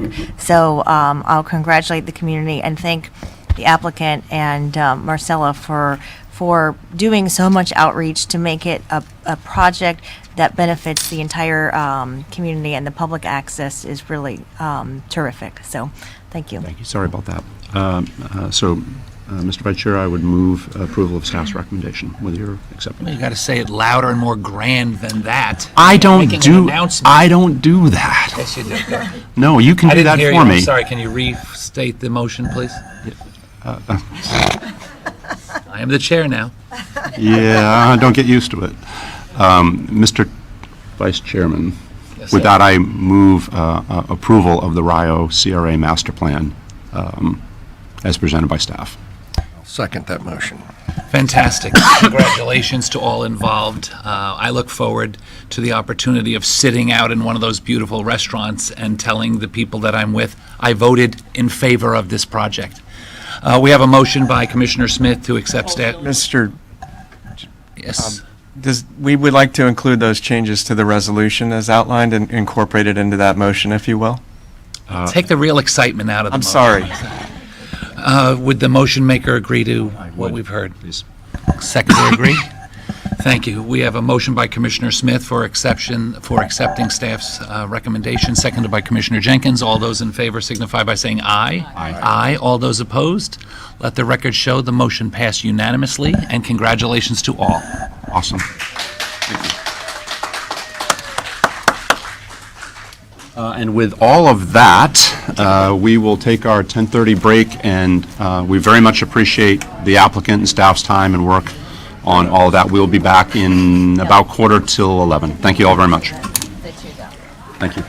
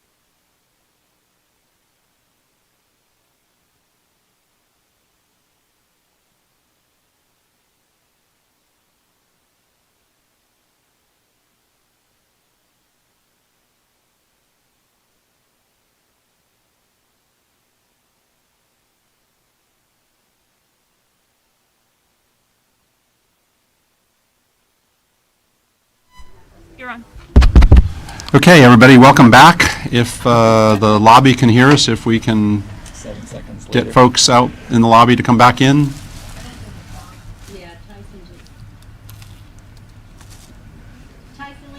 There we go. Attaboy.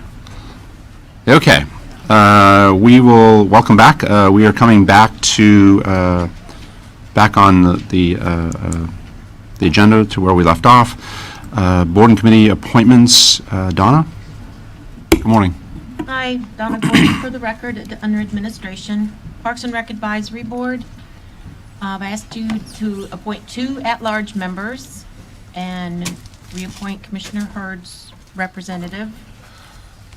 Mr. Mike Bacino received 3 votes. I would suggest his term begin February. And Mr. Kevin Kerwin received 5 votes. I would suggest his term begin April, and then Commissioner Hurd's reappointment of Patrick LePac to begin February. Great. Can we get a motion that reflects that? Second. We have a motion. We have a second. Any discussion on the motion? Hearing none. All in favor of the motion, say aye. Aye. All is opposed. Motion carries unanimously. Thank you for that. Donna, thank you. We will come back to our public hearings again.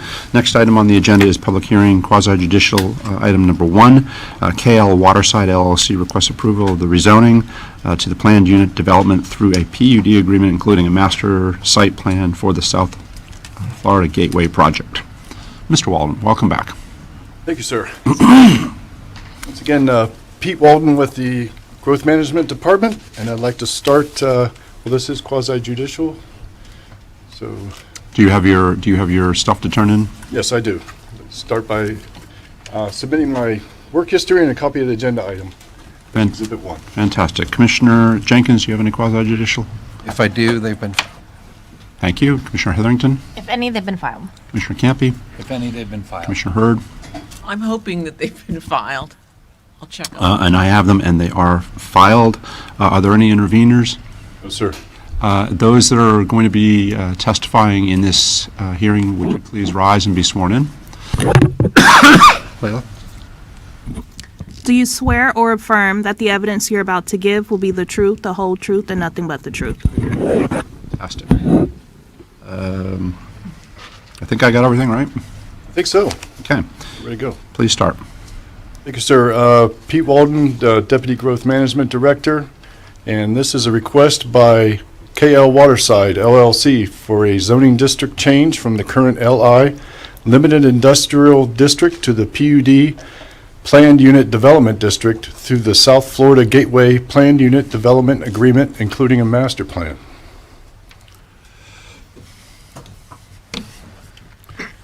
The site is part of a larger parcel that was the subject of a future land use change in January of 2021 that basically flipped the land uses on the waterside property.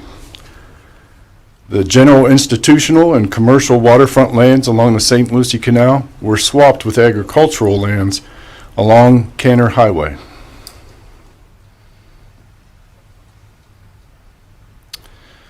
Also approved at that time was a text amendment to the comprehensive plan that created a freestanding industrial urban service district on the industrial land use. The text amendment also imposed conditions on future development. Development of the industrial land is limited to 950 inbound AM peak hour trips. No building shall exceed 1,050,000 square feet, and only emergency access can be provided on 96th Street. So all traffic generated by the industrial land use must access Canner Highway, and the site must be developed as a PUD, planned unit development.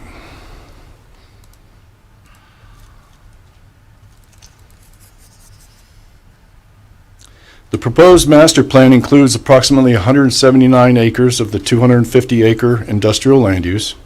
The master plan shows the future location of access points to Canner Highway and lays out the tracts and parcels that will provide for future development. The size of the tracts are suited for large warehouse, manufacturing, or distribution users. Landscape buffering will be provided to the north and along Canner Highway, and there is a 100-foot drainage easement on the southern property line. This is a master plan only, and final site plans will need to be approved prior to any construction taking place.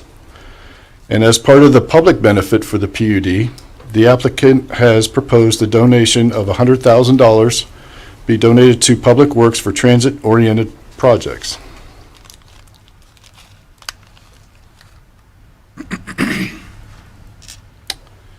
Development review staff have found the application to be in compliance with all applicable regulations as detailed in the staff report.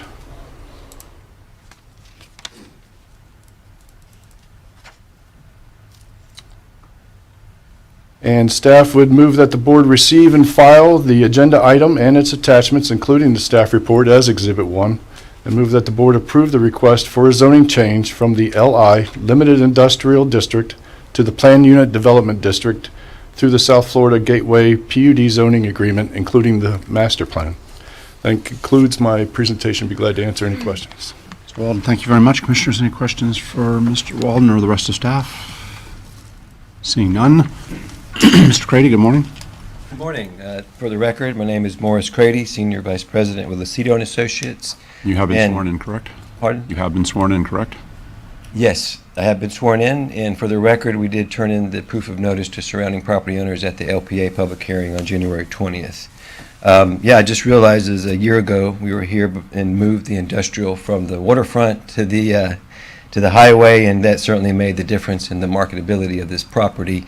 And we have no additional comments other than what staff presented, but we are moving quickly with the plat infrastructure site plan, which should be up before you within the next several weeks, and that will allow us to extend utilities and start building the roads for the development lots.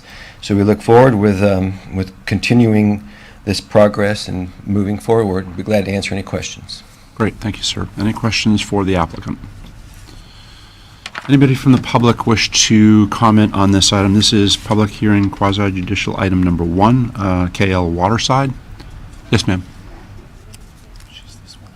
Yes. Oh, no, this one. Ms. Fitzpatrick. Good morning. My name is Carol Fitzpatrick. I live at the Florida Club. Ma'am, can you do me a favor? Can you just pull this down just a little bit so we can hear you? Perfect, thank you. Martin is known for a slow growth community. That is why we chose to live here. Florida has 67 counties. We are now rated number 35 for fastest growing county in Florida. Yet tactics are being tried to build faster. The past century has left our waterways in peril. Taxpayers are still paying to clean up our past mistakes. It is stated on Three Lakes website, subject, how they will help address the quality issues of the St. Lucie River. A comment, autonomous, as they are in control of treatment of their wastewater. I believe county should be able to check and verify the requirements for our waterways, if not why. On the website again, states cottages will be for overnight stays for members and guests. How many cottages will there be? I was also told on-site worker would have a home. Is there more than one worker home? Cottages, water coming from wells with septic systems. Existing communities of Martin County that are located near waterways are in the process of going to public water and sewer facilities for the betterment of our waterways. Why would you approve having a well and septic system so close to the canal of 44? Tell me, are we regressing? If they fail to produce income, will they petition the county to change zoning? In my opinion, the government of Martin County and the state of Florida needs to put Florida first. Thank you for your time. Thank you, Ms. Fitzpatrick. And I just want to be somewhat, I guess, clear with you, too. I believe the project you're talking about is adjacent to this one, and Yes, that it is is. coming to us at a Yes, at it a is. future date. So it's not, It's not before the board at this time, the Three Correct. Lakes. It's the same, it's going to be right next to it. yes, ma'am. Yes. But the issues I think you raised, which are very pertinent to Apply for that, for the water side. that conversation we will have. Yes. And rest assured, I think your comments are very spot on. So we will address them when that item comes before them. Well, But I appreciate the idea of setting it up for that. That's Yes, very thank helpful. you. Thank you so much. And thank you for hanging around with us. Yep, I think it's important. Joan Goodrich, please. From the Business Development Board. Good morning.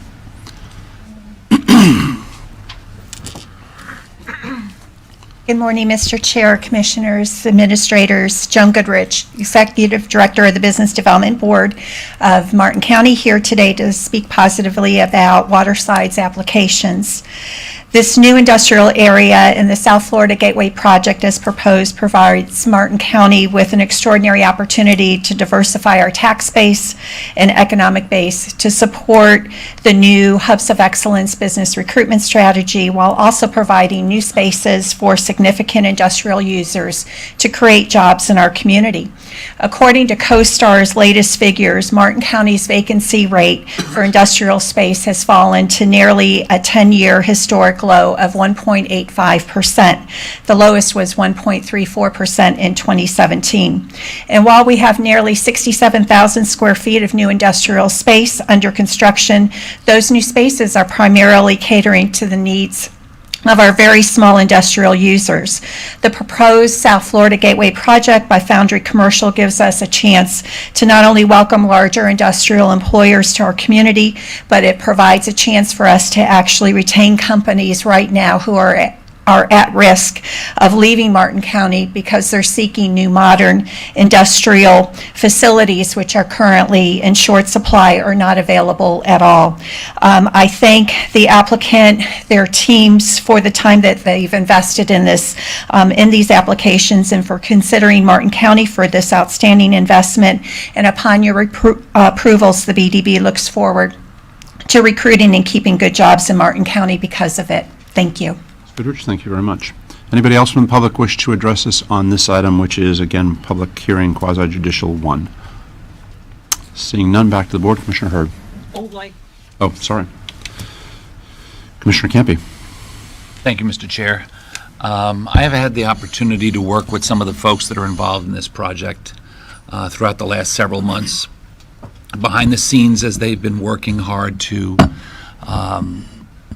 not only prepare this project site for potential users, but have gone the extra step of going out to recruit potential users.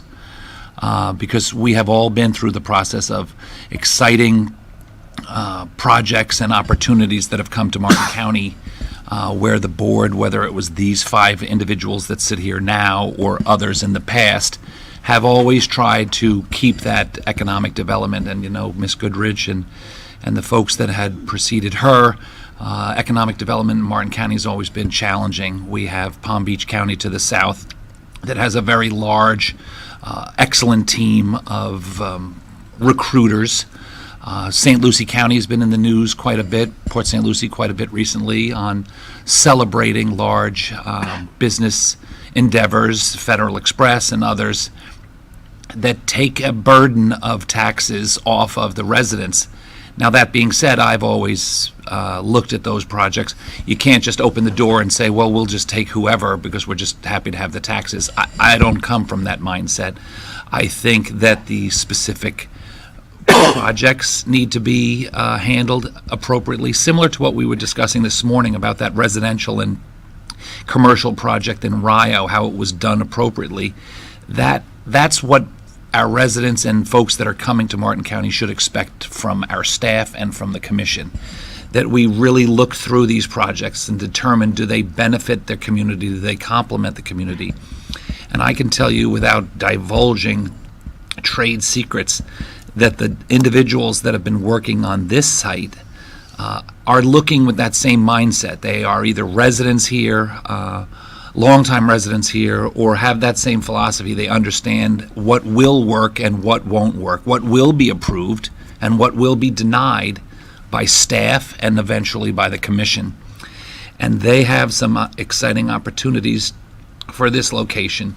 I also appreciate the fact that our last discussion and approval on this site was moving the industrial intense activities on the site away from 96th Street, away from the residents, that is much more of a, although it's a busy road, it's much more of a residential lower key road in my mind, to up closer to Canner, which is much more of an appropriate thoroughfare for this type of activity.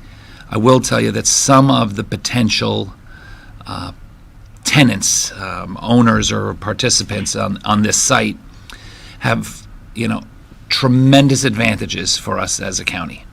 Whether it's tax base, whether it is environmentally sensitive, building plans, businesses that don't have tremendous truck traffic.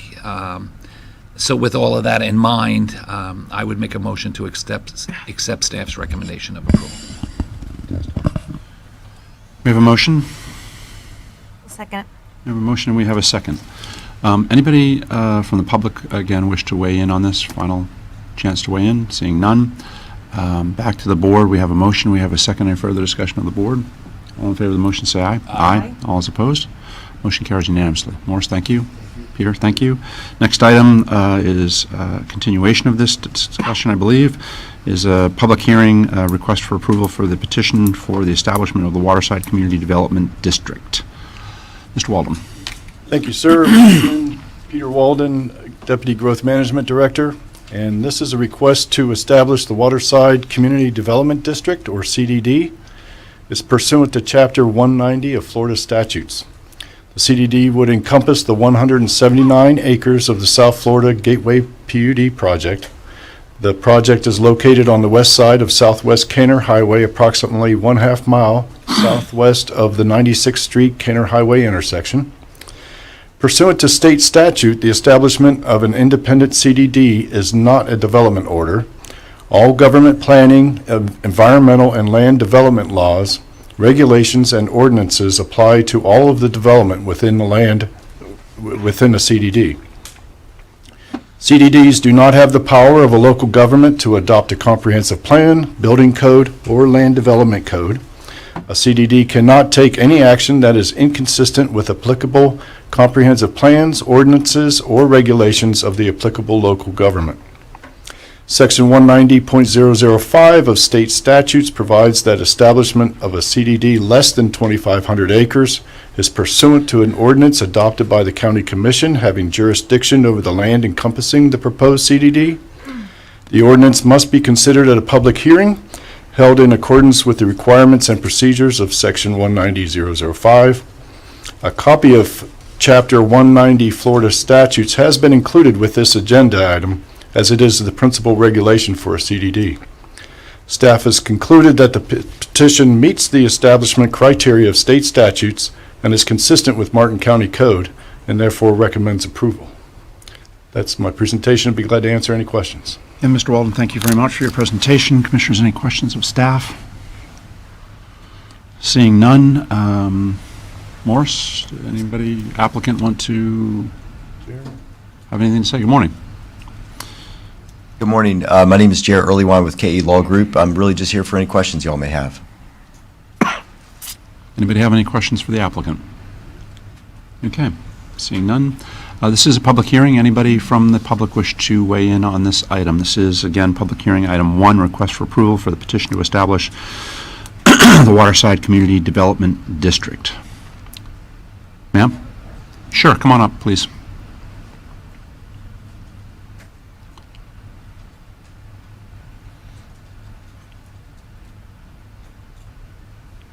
And again, if you could just state your name for the record, and when you have a chance, if you could fill out another form, just so we have it for the record for the bailiff on this item. Thank you. I have a question. The Three Lakes Golf Course project and the Waterside project, they're going to be next to one another, am I correct? Allegedly, yes. Yes, okay. If you approve the Three Lakes for the water and whatnot, you're saying it meets the criteria. But what if you combine the two? Will it bring up the levels that you're looking for? I'm just a homeowner. I'm just asking a question. And that's fine. That's what you're here for. Right. Does it apply? If you put the two of them together, would it meet the criteria that you're looking for? I will ask staff to clarify for you what exists. So, All right, thank is you. that it on public comment? Yes. Thank you, ma'am. So, Peter, the question, I guess, or I understand, does this CDD, does this development have anything to do relationship to the potential of the adjacent No, sir. development? This is a freestanding urban service district that is going to have water and sewer taken to it. The Three Lakes community is yet to come before the board and is a totally separate application. I don't see a relationship between the two. Okay, and just again, Ms. Fitzpatrick, for clarity, the CDD will apply only, this item here that is now we're talking about, will only apply to the, how many acres total? 179 acres, the exact area of the PUD itself. And any further discussion relative to a potential upcoming application will be had by staff and will be presented at the time, and public notices will be given on that as well. And so that application, and this hearing is not about that, but just for the verbal record, I guess, if you will, the comprehensive plan requirements, the land development regulations, everything that will be applicable to that other project if and when it comes forward will be a standalone discussion on that item, and the interrelationship between the two may or may not have any, will not have anything pertinent to this item that is before us today. Ma'am, I can't take questions from the back, but if, ma'am.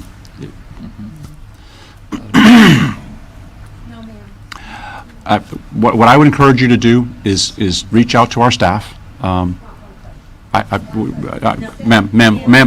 I'm sorry. We're done with public comment on that. But if you would like, you can reach out to our growth management department, and they will answer any follow-on questions or any timing issues relative to the other item in question that you've come to talk to us about today. But before us today, and that we do have a motion and a second, correct? On this? Do we? No? Is the public hearing request for a community development CDD district pertinent to the 179 acres. 179 acres? Thank you. Any further discussion, any questions of staff? We need a motion. I'll make a motion to accept staff's recommendation. Commissioner Campy. I'll second. Okay, we have a motion and we have a second. Any further discussion from the board? Hearing none. We have a motion, we have a second. All those in favor of the motion say aye. Aye. All those opposed? Motion carries unanimously. Mr. Walden, thank you very much. And those participating, thank you. Appreciate it. Okay, next item on the agenda is public hearing quasi-judicial item number 2, request for a zoning district change by Lazy Days Ranch LLC. Mr. Staley, good morning. Good morning, Commissioners. For the record, Matt Staley, Principal Planner with Growth Management. A copy of the agenda item and my work history has been provided. Great. Commissioner Jenkins, do you have any quasi-judicial? I don't believe so, but if I do, they've been filed. Commissioner Heatherington? If any, they've been filed. Commissioner Campy? If any, they've been filed. Commissioner Hurd? If any, I hope they've been filed. As well, if I have them, they are filed. This is a quasi-judicial hearing, so any of those that are going to be involved in testimony, other than perhaps our attorneys in the room, would you please be sworn in? Do you swear or affirm that the evidence you're about to give will be the truth, the whole truth, and nothing but the truth? Great. Mr. Staley, we have any interveners? We do not. Very good.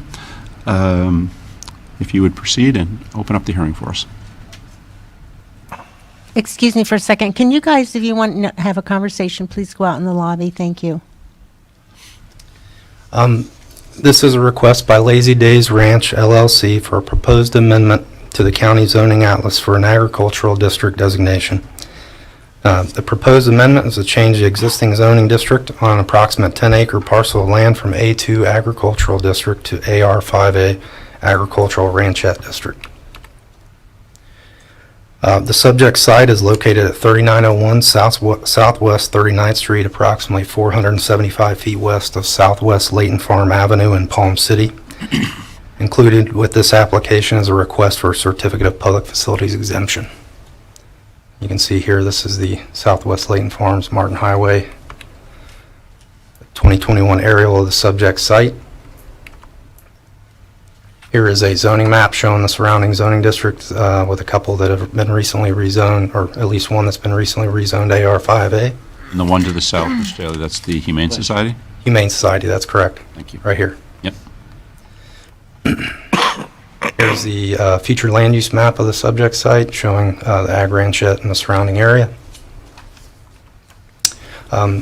Since the current zoning district on the property is A2, it is inconsistent with the underlying future land use. Therefore, the request to rezone is considered mandatory. The two available zoning districts to implement the land use policies of ag ranchette are the AR5A and AR10A, and PUD is also available as an option.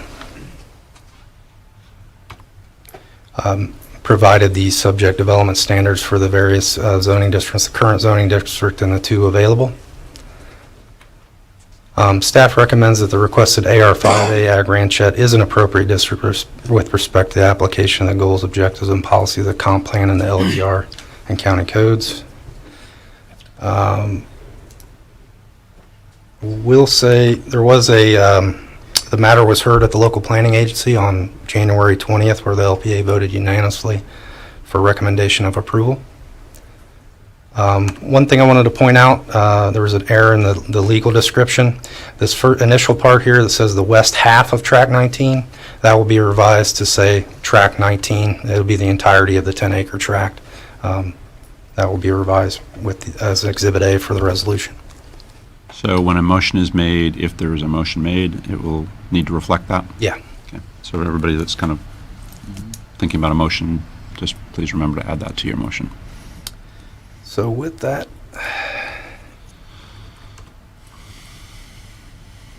that would move that the board receive and file the agenda item and staff report as Exhibit 1, and move that the board approve the request to rezone from A2 agricultural to AR5A ag ranchette. And that concludes my presentation. I'll be glad to answer any questions. Mr. Daly, thank you very much. Any questions for staff? Huh? That's at the end. At the end, okay. Seeing none, the applicant wish to add anything? Why not? You're here. I'm Kristen Spake of McCarthy Summers for the applicant, who's also here today to answer any questions that you all might have. Any questions for the applicant? Hearing none, seeing none, back to the board. This is a public hearing. Anybody from the public wish to comment on this item? This is public hearing, quasi-judicial item 2, request for zoning district change by Lazy Days Ranch LLC. Seeing no one from the public, back to the board. Commissioner Campy. Thank you, sir. Since this is a District 5 constituent and staff's recommendation is of approval, I would make a motion to accept staff's recommendation of approval, including all of Track 19, not just the original language. Second. Very good. We have a motion. We have a second. Any further discussion on the motion? All in favor of the motion, say aye. Aye. All is opposed. Motion carries unanimously. You got to love the name. Lazy Days. There's something about that. I don't know why. Lazy about a ranch.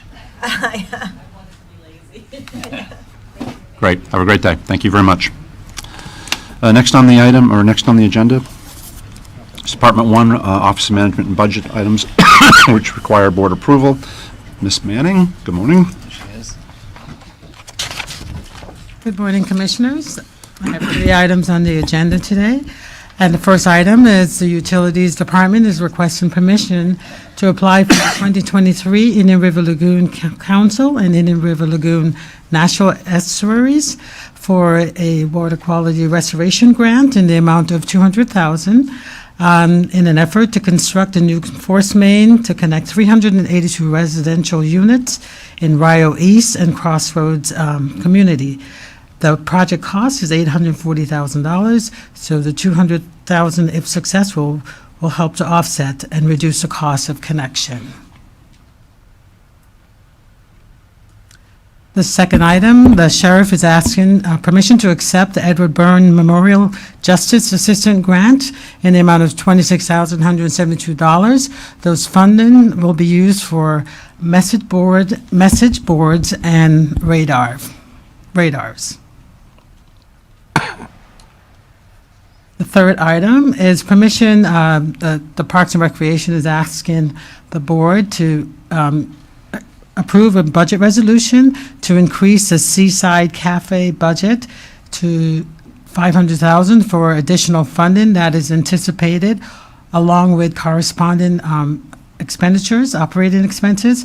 The original budget to date has exceeded the amount by $170,000 as of today. So we're projecting that by the end of the year, it will be $500,000. As you are aware, there's several, kudos to that cafe. Everybody loves it. I haven't tried it yet, but I will one of these days. And so this is just asking permission to allocate additional funding with additional operational expenses. Based on the additional revenues that are coming in. Yeah, so can we pause right there for a second? Do you want to chat about that for a second, or do you want to chat about that? No, Mr. Bate can, I think that. What's confusing a little bit in the way it's like we're upping the Revenues. well, we're upping the budget, Yes. Right. but there's a reason for that. Yes. Well, It's doing well. And I think that as, you look at a project like this, when it first rolled out, we didn't know the success and we didn't know what those revenues would look like. And so Mr. Bate did a conservative estimate, and now they've expanded their hours, you've expanded your menus, you've got additional staff you need out there. So your expenses have gone up as well, but the revenues coming in are, Kevin, you can speak to that. Kevin Abate, Parks Director. Correct. The numbers have been overwhelming at the cafe, averaging almost $3,700 a day, bad days and good days combined. And so as we make more money, we spend more money consequently, and we did have a very conservative estimate going in based on the revenues from the Jensen Beach Cafe as a model. We didn't know how successful this project was going to be, and if it continues to do what it's doing, we'll need that money to continue to operate. But it is, the net revenue on it, revenue over expenses is encouraging as well. So I guess the bottom line is we're bringing in more revenue than expenses, but you're to rectify the budget, we've got to increase the allocation. And it doesn't sound the way it works, but it's a good thing. It's a good thing. Thank you for that. Jennifer? Okay, so that concludes my items today. Okay, any questions on item Department 1? I'll move approval. Second. We have a motion, we have a second. Any further discussion of the board? Anybody from the public wish to comment on this item? Seeing none, all in favor say aye. Aye. All is opposed? Motion carries unanimously. Thank you. Thank you, Ms. Manning. Department 2, contracts that meet the threshold for board approval of $1 million or greater. Ms. Brotherton. Good morning. Seems just like yesterday you were here. Good morning, Christy Brotherton, Purchasing Manager. I have 2 contracts for your consideration today. The first is our continuing services contract for the Martin Metropolitan Planning Organization Transportation Planning Services. This is a maximum not to exceed contract of $1.5 million with a term of 3 years. Staff is recommending contract award to Alfred Benish and Company, Kimley Horn and Associates, Marlin Engineering, T.Y. Lin International, and the Cordino Group. Staff is also recommending that the board authorize the county administrator or designee to execute any and all documents related to this request. Our next contract is for the St. Lucie Inlet Maintenance Dredging Project. I did want to point out that I failed to mention that this project was bid with a base bid and a bid alternate. The recommendation of award includes both the base bid and bid alternate. With that being said, the staff is recommending that board award the contract to the lowest responsive and responsible bidder, which is Weeks Marine Incorporated, in the amount of $11,323,875 for the base bid and bid alternate 1, and move that the board authorize the county administrator or designee to execute any and all documents related to this request, and that concludes this item. That's great. Commissioner Hurd. Yeah, I see that we only got one bid. Did we rebid it? I mean, you sent out 545 notices. We got back 34 interested parties and only one bid. So this is a relatively specialized type of service. We did have a mandatory pre-bid meeting and site visit, which were attended by, I believe, 5 or 6 different bidders. We did reach out, as I mentioned at the last board meeting. We do a statement of no bid. Sometimes vendors will submit them, sometimes they don't. We did actually reach out to those companies that attended the pre-bid meeting that did not bid. Dredging, a lot of times the dredgers have their schedules, figured out a year in advance. So one of our, we got, I believe, 3 statements of no bid back. One couldn't meet the specifications. Another did not have the equipment available. And another vendor could not do the schedule because we have to be off of the beach by a certain date. And Weeks Marine, if you remember back it was late 2020, early 2021, they were our vendor for the Bathtub Beach Sailfish Point Nourishment Project. So we are familiar with them, and we're looking forward to a successful project with them. Jim Gordon, Public Works Director, for the record. So for dredging, there is a very small pool of companies that are capable of doing a dredge project in our inlet. And so we're working from a small pool to begin with.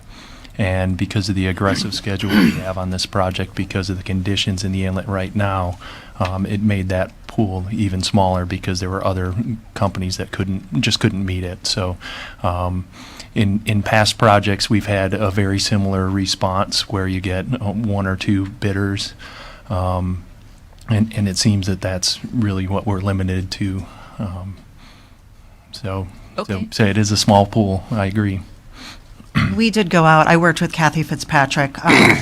We consulted with the Dredging Association and got the names of a lot of vendors all across the United States to try to reach out to as many as possible. So The other issue is not only is it a small pool of companies that can do it, there's a very small pool of equipment to pick, I wouldn't say to pick from, but to have accessible.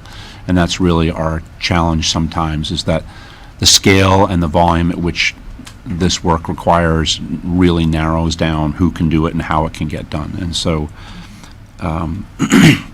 it's great that we have the handful of folks out there that can do it, but it's equally comforting to know that the people that have worked with us before are those that are involved. So it's a delicate balance out there, and it's a tremendously important piece of our infrastructure requirements for maintenance and for dealing with the inlet. So with that, we need a motion.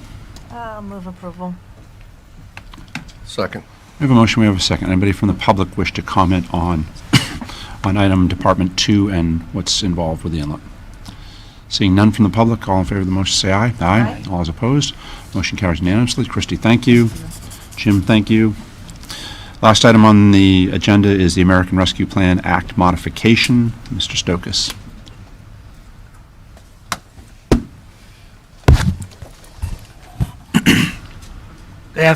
Good morning, Mr. Chair. George Stokas, Assistant County Administrator. Before you today, before I get started, I wanted to mention, although I get to be the captain or face of this issue, I am in debt to the legal department and budget department and the ARPA team, as well as other staff, for the implementation of ARPA and how we move forward with this item. So with that, if the commission can remember, I think it was in early 2021, the U.S. Department of Treasury, U.S. Congress issued the interim rule for the American Rescue Plan. Staff proceeded to move forward with that, and that would be this binder. We studied, analyzed it, had a competition, myself and Ms. Elder, as to who can take cliff notes and tab and highlight the plan and make sure we're within compliance of that plan. And then about 2 weeks ago in January, the U.S. Department of Treasury came out with 486 new pages of rules, which have significantly impacted Ms. Elder and my social life, to the point where she has beaten me because she read it over the weekend, and I spend time with Miss Mary Stokas. And I do get a brownie now because I mentioned her name on TV. So with the introduction of the new rule, staff had become very concerned about what I had initially presented to you was the allocation of $2.6 million to the tourism industry. And due to the actions of the state and the governor's office, our tourism industry has gone from being laggish to pretty much leading the entire nation, if not the world, as to the pandemic and tourism. So we find it incredibly difficult to justify or even make compliant with ARPA any type of assistance we could provide to the hospitality or retail industries. So staff has asked me to come before you to clarify a couple things. One of the first things is library assistance. We went back to the library department, and originally we had produced for you a budget. Was not into great detail as to what we were doing with that budget, but here before you today, we are asking for the board to consider using the ARPA funds for the library for building at-home libraries, virtual programming, very important homebound delivery for those individuals that still can't get out, as well as the creation of a Gateway to the Arts program in the neighborhood of Golden Gate, but would be open to all county residents. The commission may be familiar with this program because it was canceled, I believe, right after COVID had first started in 2020. But there has been such a great demand from the community and for the enrichment that it provided that the library department would like to see us use those ARPA funds towards that program, either for basically the renting of a building, the paying for the staffing, and introducing that program. That's the first part of this board item. The second part is then the $2.6 million that staff does not believe could be used for tourism assistance based on the new 486 pages of ARPA compliance or guidelines. Staff then went out and asked for some suggestions from your staff.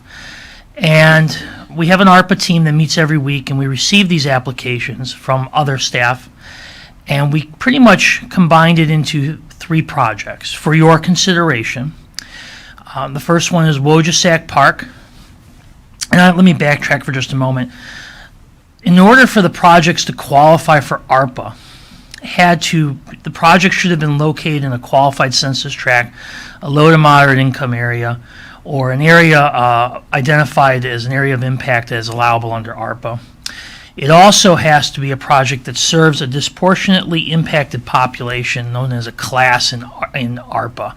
These are individuals that it's very easy to draw a line from point A to point B as to how they've been affected by COVID-19. So staff considered all the projects that were submitted. These 3 rose to the top. The first one is Wojciech Park. The reason for Wojciech Park is it's located in a qualified census tract as well as a low to moderate income area. And based on the guidelines set forth in ARPA, the final guidelines are set forth in ARPA, parks and recreation and outdoor spaces are clearly a qualified expense under ARPA. Mr. Abate is here. He did present it to the Parks and Rec Advisory Board. This was not a project that I myself or anyone from the ARPA team came up with. It did come from the PRAB, which I believe was here earlier this morning to speak to you on that. The next project that rose to the list was the Camino Trail. The Camino Trail is located in the neighborhood of Golden Gate. The NAC considered this project. It's been on their CIP for many years. Outdoor spaces, again, being an eligible project under ARPA, serving a low to moderate income as well as an identified area of impact through ARPA. And then finally, been here a long time. Now it's known as the Office of Human Services came to us and let us know that they were seeking an additional funding to be combined with their SHIP funds, State House Initiatives programs, as well as CDBG programs for $100,000. So this $100,000 request would actually be on top of approximately about $1 million that we received from the state to address housing issues in Martin County. Also before you is a budget resolution that resolves basically what you just saw before you from Ms. Manning, resolves the budget as it relates to ARPA. I've also been made aware in the past few days that there's been some misinformation regarding this item, and I don't usually address these, but I think for the sake of the team I would clarify some of the issues. There's been statements that ARPA and CARES funds have been used in the airport. And staff would argue that that's inaccurate. The ARPA and CARES funds that the board has received, none of which I'm responsible for, have been put before to the airport. Those funds were directly related to a federal or state agency that was directed by U.S. Congress to address those monies to those type of airport projects. None of your CARES or ARPA funds have been given to the airport. Secondly, on the behalf of the fine work of legal and budget, Martin County was the first to finalize its CARES report, as well as the first one to pass the initial state audit requirements in the state of Florida. That was completed in December of 2021. And I'm proud to say that yesterday we provided our first initial report for ARPA and have not received any comments back from the Department of Treasury, although I'm sure we will get some. Also, I think that this body should be proud, from based on my observation, that you have been producing a significant portion of your ARPA funds to address those classes identified under ARPA and required to meet the social and economic impacts of COVID-19. This body has addressed $5.7 million of your $31 million, plus an additional $1.25 million to not-for-profit assistance, and an additional approximate $2 million to $3 million for food assistance. Far more than many of the adjacent counties. We find that albeit that's much harder to do, this body has motivated staff to take extra steps to meet the ARPA guidelines and reporting compliances. And that within the $5.7 million, ARPA does address homelessness. Currently, we are in negotiation with contract with La Jolla to work on sheltering homeless folks in the Port Salerno, I guess we could call it the central part of Martin County. We're also in the process of working with the Salvation Army and the city of Stuart to address the food needs for the homeless, sheltering needs for the veterans, as well as our Veterans Commission, our Veterans body, as well as our Veterans Department is working with the city of Stuart and the Salvation Army to provide housing for those. Ultimately, our goal being that if anyone wants shelter, they would be able to receive it in Martin County. And I look forward to coming back to this body and reporting on that. I'm also happy to say that my staff is working on land trust issues and currently receiving education in Washington, D.C. today as it relates to land trust, as well as we'll be bringing forward to you an affordable housing solution in the Port Salerno neighborhood. So albeit we may not be able to address affordable housing and homelessness completely today, we are definitely well on our way towards that. Finally, the comment that I keep hearing about how our parks related to ARPA and COVID-19. Within the body of the text of the final rule of ARPA, it is very convincing that it does address the social, economic, physical, and mental health aspects brought to the forefront by the COVID-19 pandemic and makes parks clearly eligible under those guidelines. And I want to thank the body for allowing me to just clarify some of those. We have a long list of recommended actions. I'm more than happy to take any comments, questions, or answer any concerns that are related to this item, but I look forward to your advice and counsel as to how you would like staff to proceed. And that, Mr. Chair, is my presentation. Lucas, thank you very much. Commissioner Hurd. So just to summarize, the $100,000 request for rental assistance is on top of $1 million that's being provided by the state for rental assistance. That is correct. Our Office of Human Services receives, I believe it's around $1 million. I don't want to be quoted on the exact amount. But I believe the state legislature did not, they fully funded, I believe, the Sadowski Fund last year, and the part of that Sadowski Fund goes to deal with rental assistance.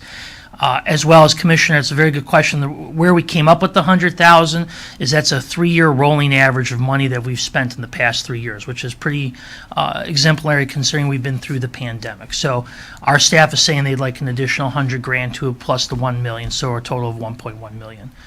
And for homelessness and food needs, are there additional ARPA funds that will be available to address those problems?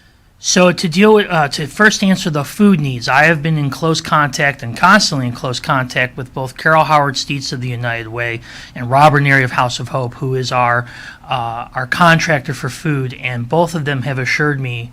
Actually, Rob, to the chagrin, is very happy. He is saying that the amount of money that has been provided to him will, in his opinion, meet, if not exceed, the need of food insecurity in this county. How about our county homelessness? residents? How about homelessness? So as relating to homelessness, working with La Haya and the Salvation Army, homelessness is a much harder topic. It deals with both mental health and substance abuse issues. But as far as ARPA funding coming to that, yes, there's other ARPA funds through the Treasure Coast Homeless Society, whole coalition, whatever they call themselves. They're out of Fort Pierce. But yes, we have a contract right now with under the $5.7 million, that $500,000 would be going forward towards building a homeless shelter with La Haya, and then working with the Salvation Army and their CARES application, their community assistance application, as well as the City of Stewart. They are in the process of building 8 or 9 duplexes, of which our Veterans Association is trying to allocate one of them to do just veterans. So we're not going to be able to solve, I guess in my opinion, we will not be able to solve homelessness, even if you used all $64 million that you received to this issue. But we are definitely taking the right steps and making sure that we're not separating families, that men have a place to have shelter in Martin County. And this body has through your direction, we have allocated money towards that. Thanks. Thank you. And Mr. Chair, I do need to apologize. I also have one other error I made an error. The Camino Trail, the $800,000 is in addition to the $2.6 million that they've already got when it comes to grants and other commissioner funds and other district funds that are out there. So I do apologize. That's on top of, not the total cost of the project. Thank you, Mr. Stokas, for an amazing report. Commissioner Heatherington. First, I had a question. What qualifies someone for SHIP assistance? That's a very good question, Commissioner. It is based on 80%, I want to make sure I tell you this correctly, is the annual income limited based on 80% of the HUD area median income guidelines. So for an example, if you're a single individual, you cannot make more than $40,050. If you're a family of 4, you cannot make more than $57,200. So then, certainly some people will just not fall into that qualification, and then we have some other nonprofits that are also working. Yes, with the allocation of the $5.7 million, this board also, we expedited temporary employment opportunity, initiatives at a tune of about $1.6 million. That's to retrain people who want a job to get into a better job, so that you're not just giving them the fish, they can continue to learn the fish.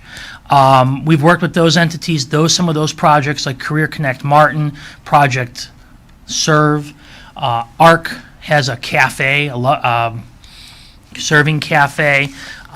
There's many of these entities that are already starting to begin these process of getting these people into jobs and better paying jobs. As well as, for example, in Commissioner Jenkins' district, the Dunbar Learning Center has a capital project that's going to be used as a learning space to help educate people for better financial stability, how to, how to live life 101, how to get a better life, while also providing free childcare for all that. So a lot of good projects. These will be being put onto the website. We're just still in the process of getting everyone to sign the contracts. Good, thank you. And then one more. I think how you've outlined it, you did a great job outlining it. It falls in the guidelines of ARPA. I'm very excited because it's certainly in my district, the Camino Trail. It's something that, for the safety, even of the neighborhood, needs to get done. We've been working on it for some time, so I would be happy to make a motion to approve staff's recommendation, the laundry list recommendation. Great. Commissioner Campy. Thank you. First, let me say that, it's another example of our staff really rising to the occasion and using their experience and their professionalism and their training. Because, Mr. Stokas, when you lay this out there, I know you're an excellent public speaker, but when you lay it out there, there's a trick where it almost seems like it's an easy process because you know your topic and you're laying the information out in such a way that if people that are not familiar with how this really works, they would think it's easy. And so I commend you for your ability to do that. However, we know, and anybody that's been involved, all of our not-for-profits know that it's a very, very difficult process for a couple reasons. One, you're dealing with the federal government. With anyone understands any kind of dealings with the federal government, how difficult it is and how bureaucratic it is. Two, the federal government is making most of this up as they go. And I'm not criticizing them because this is a real-time kind of scenario that we're in.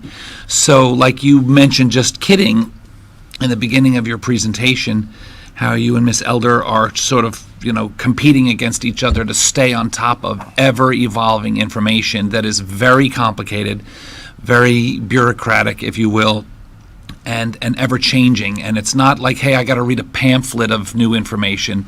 You'd have to read hundreds and hundreds of pages. Then we, Ms. Krista and our senior staff, and then the commission itself, and then eventually the general public, which will weigh in on your recommendations and your actions. You've done a remarkable job, and I know, like you said, you're just the face of it with Ms. Elders, and that there's a lot of staff involved. I read the emails that came through. I read some of the criticism that came through, like why are we using these funds for different things. I happen to sit with Commissioner Jenkins on the Indigent Healthcare Review that we've always done. That's not a pandemic issue. The county has always, along with now Cleveland Clinic, put millions of dollars aside to assist people through medical issues. We have Volunteers in Medicine, we have Project Lift, we have Elevate Hope, we have PAL, we have Speak Life. The chambers have stepped up using some funds that they had received from the county that we had received from the federal government to go all the way down to the middle school level and start to help kids understand, because this is a new world order. I don't personally believe that the pandemic will eventually end. I hope from the medical point of view that it will end, but I think we all understand that it's changed the way America will do business. It'll change, what people thought was their career path when they were younger. Either their career goal is gone or they've realized that they've had to adjust. And so I give a lot of our not-for-profits credit for that. And the money, as we've spent it, has been challenging because a lot of these not-for-profits all come forward with very legitimate programs and plans that have their hands out for money. So I'm also on our affordable health care, on our affordable housing committee, which I think homelessness and affordable housing is something that well before the pandemic was something that we needed to address, but it's very challenging. I had the opportunity to meet with a couple of large developers. Developers that even if they did a project by themselves would be, really consequential for us in Martin County. Your description of the homelessness issue in Martin County, and I guess everywhere else, is spot on. I always say that even if we gave out apartments to some folks that are homeless, within weeks would be homeless again because we don't know what the root cause of why they are homeless. It could be mental health issues, it could be substance abuse. There's so many different reasons that people are homeless, and the concept of just the expression of just throwing money at the problem, which is not what we're doing here, is sometimes criticized as being inhumane, but I disagree. Throwing good money that could be utilized somewhere else for a much longer and a more impactful benefit for the community or individuals versus just, giving someone an apartment or paying someone's rent. The concept, when I saw the criticism, I went back to review what the recommendations were, especially with the park.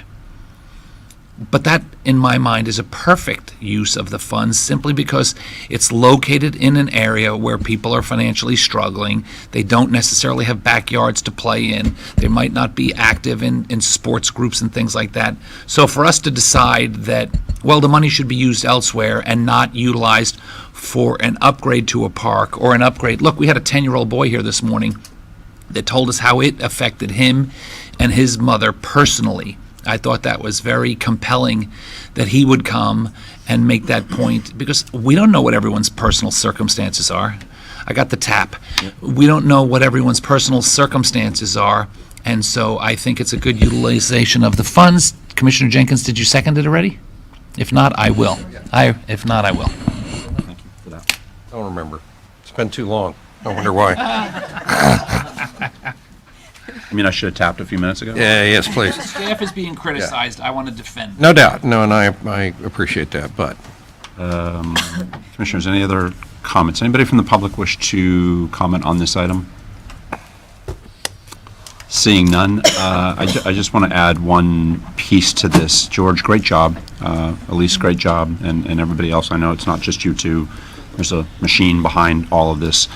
NACO, for those that don't necessarily know our involvement with them, the National Association of Counties has daily for months been involved with the Treasury on crafting what we could craft in the best interest of counties across the country in terms of how these funds could be spent, would be spent, and to give counties the most direct contact with the ability to do so. And so I'm a board member of NACO. I also chair one of their committees. But on behalf of NACO, thank you to them.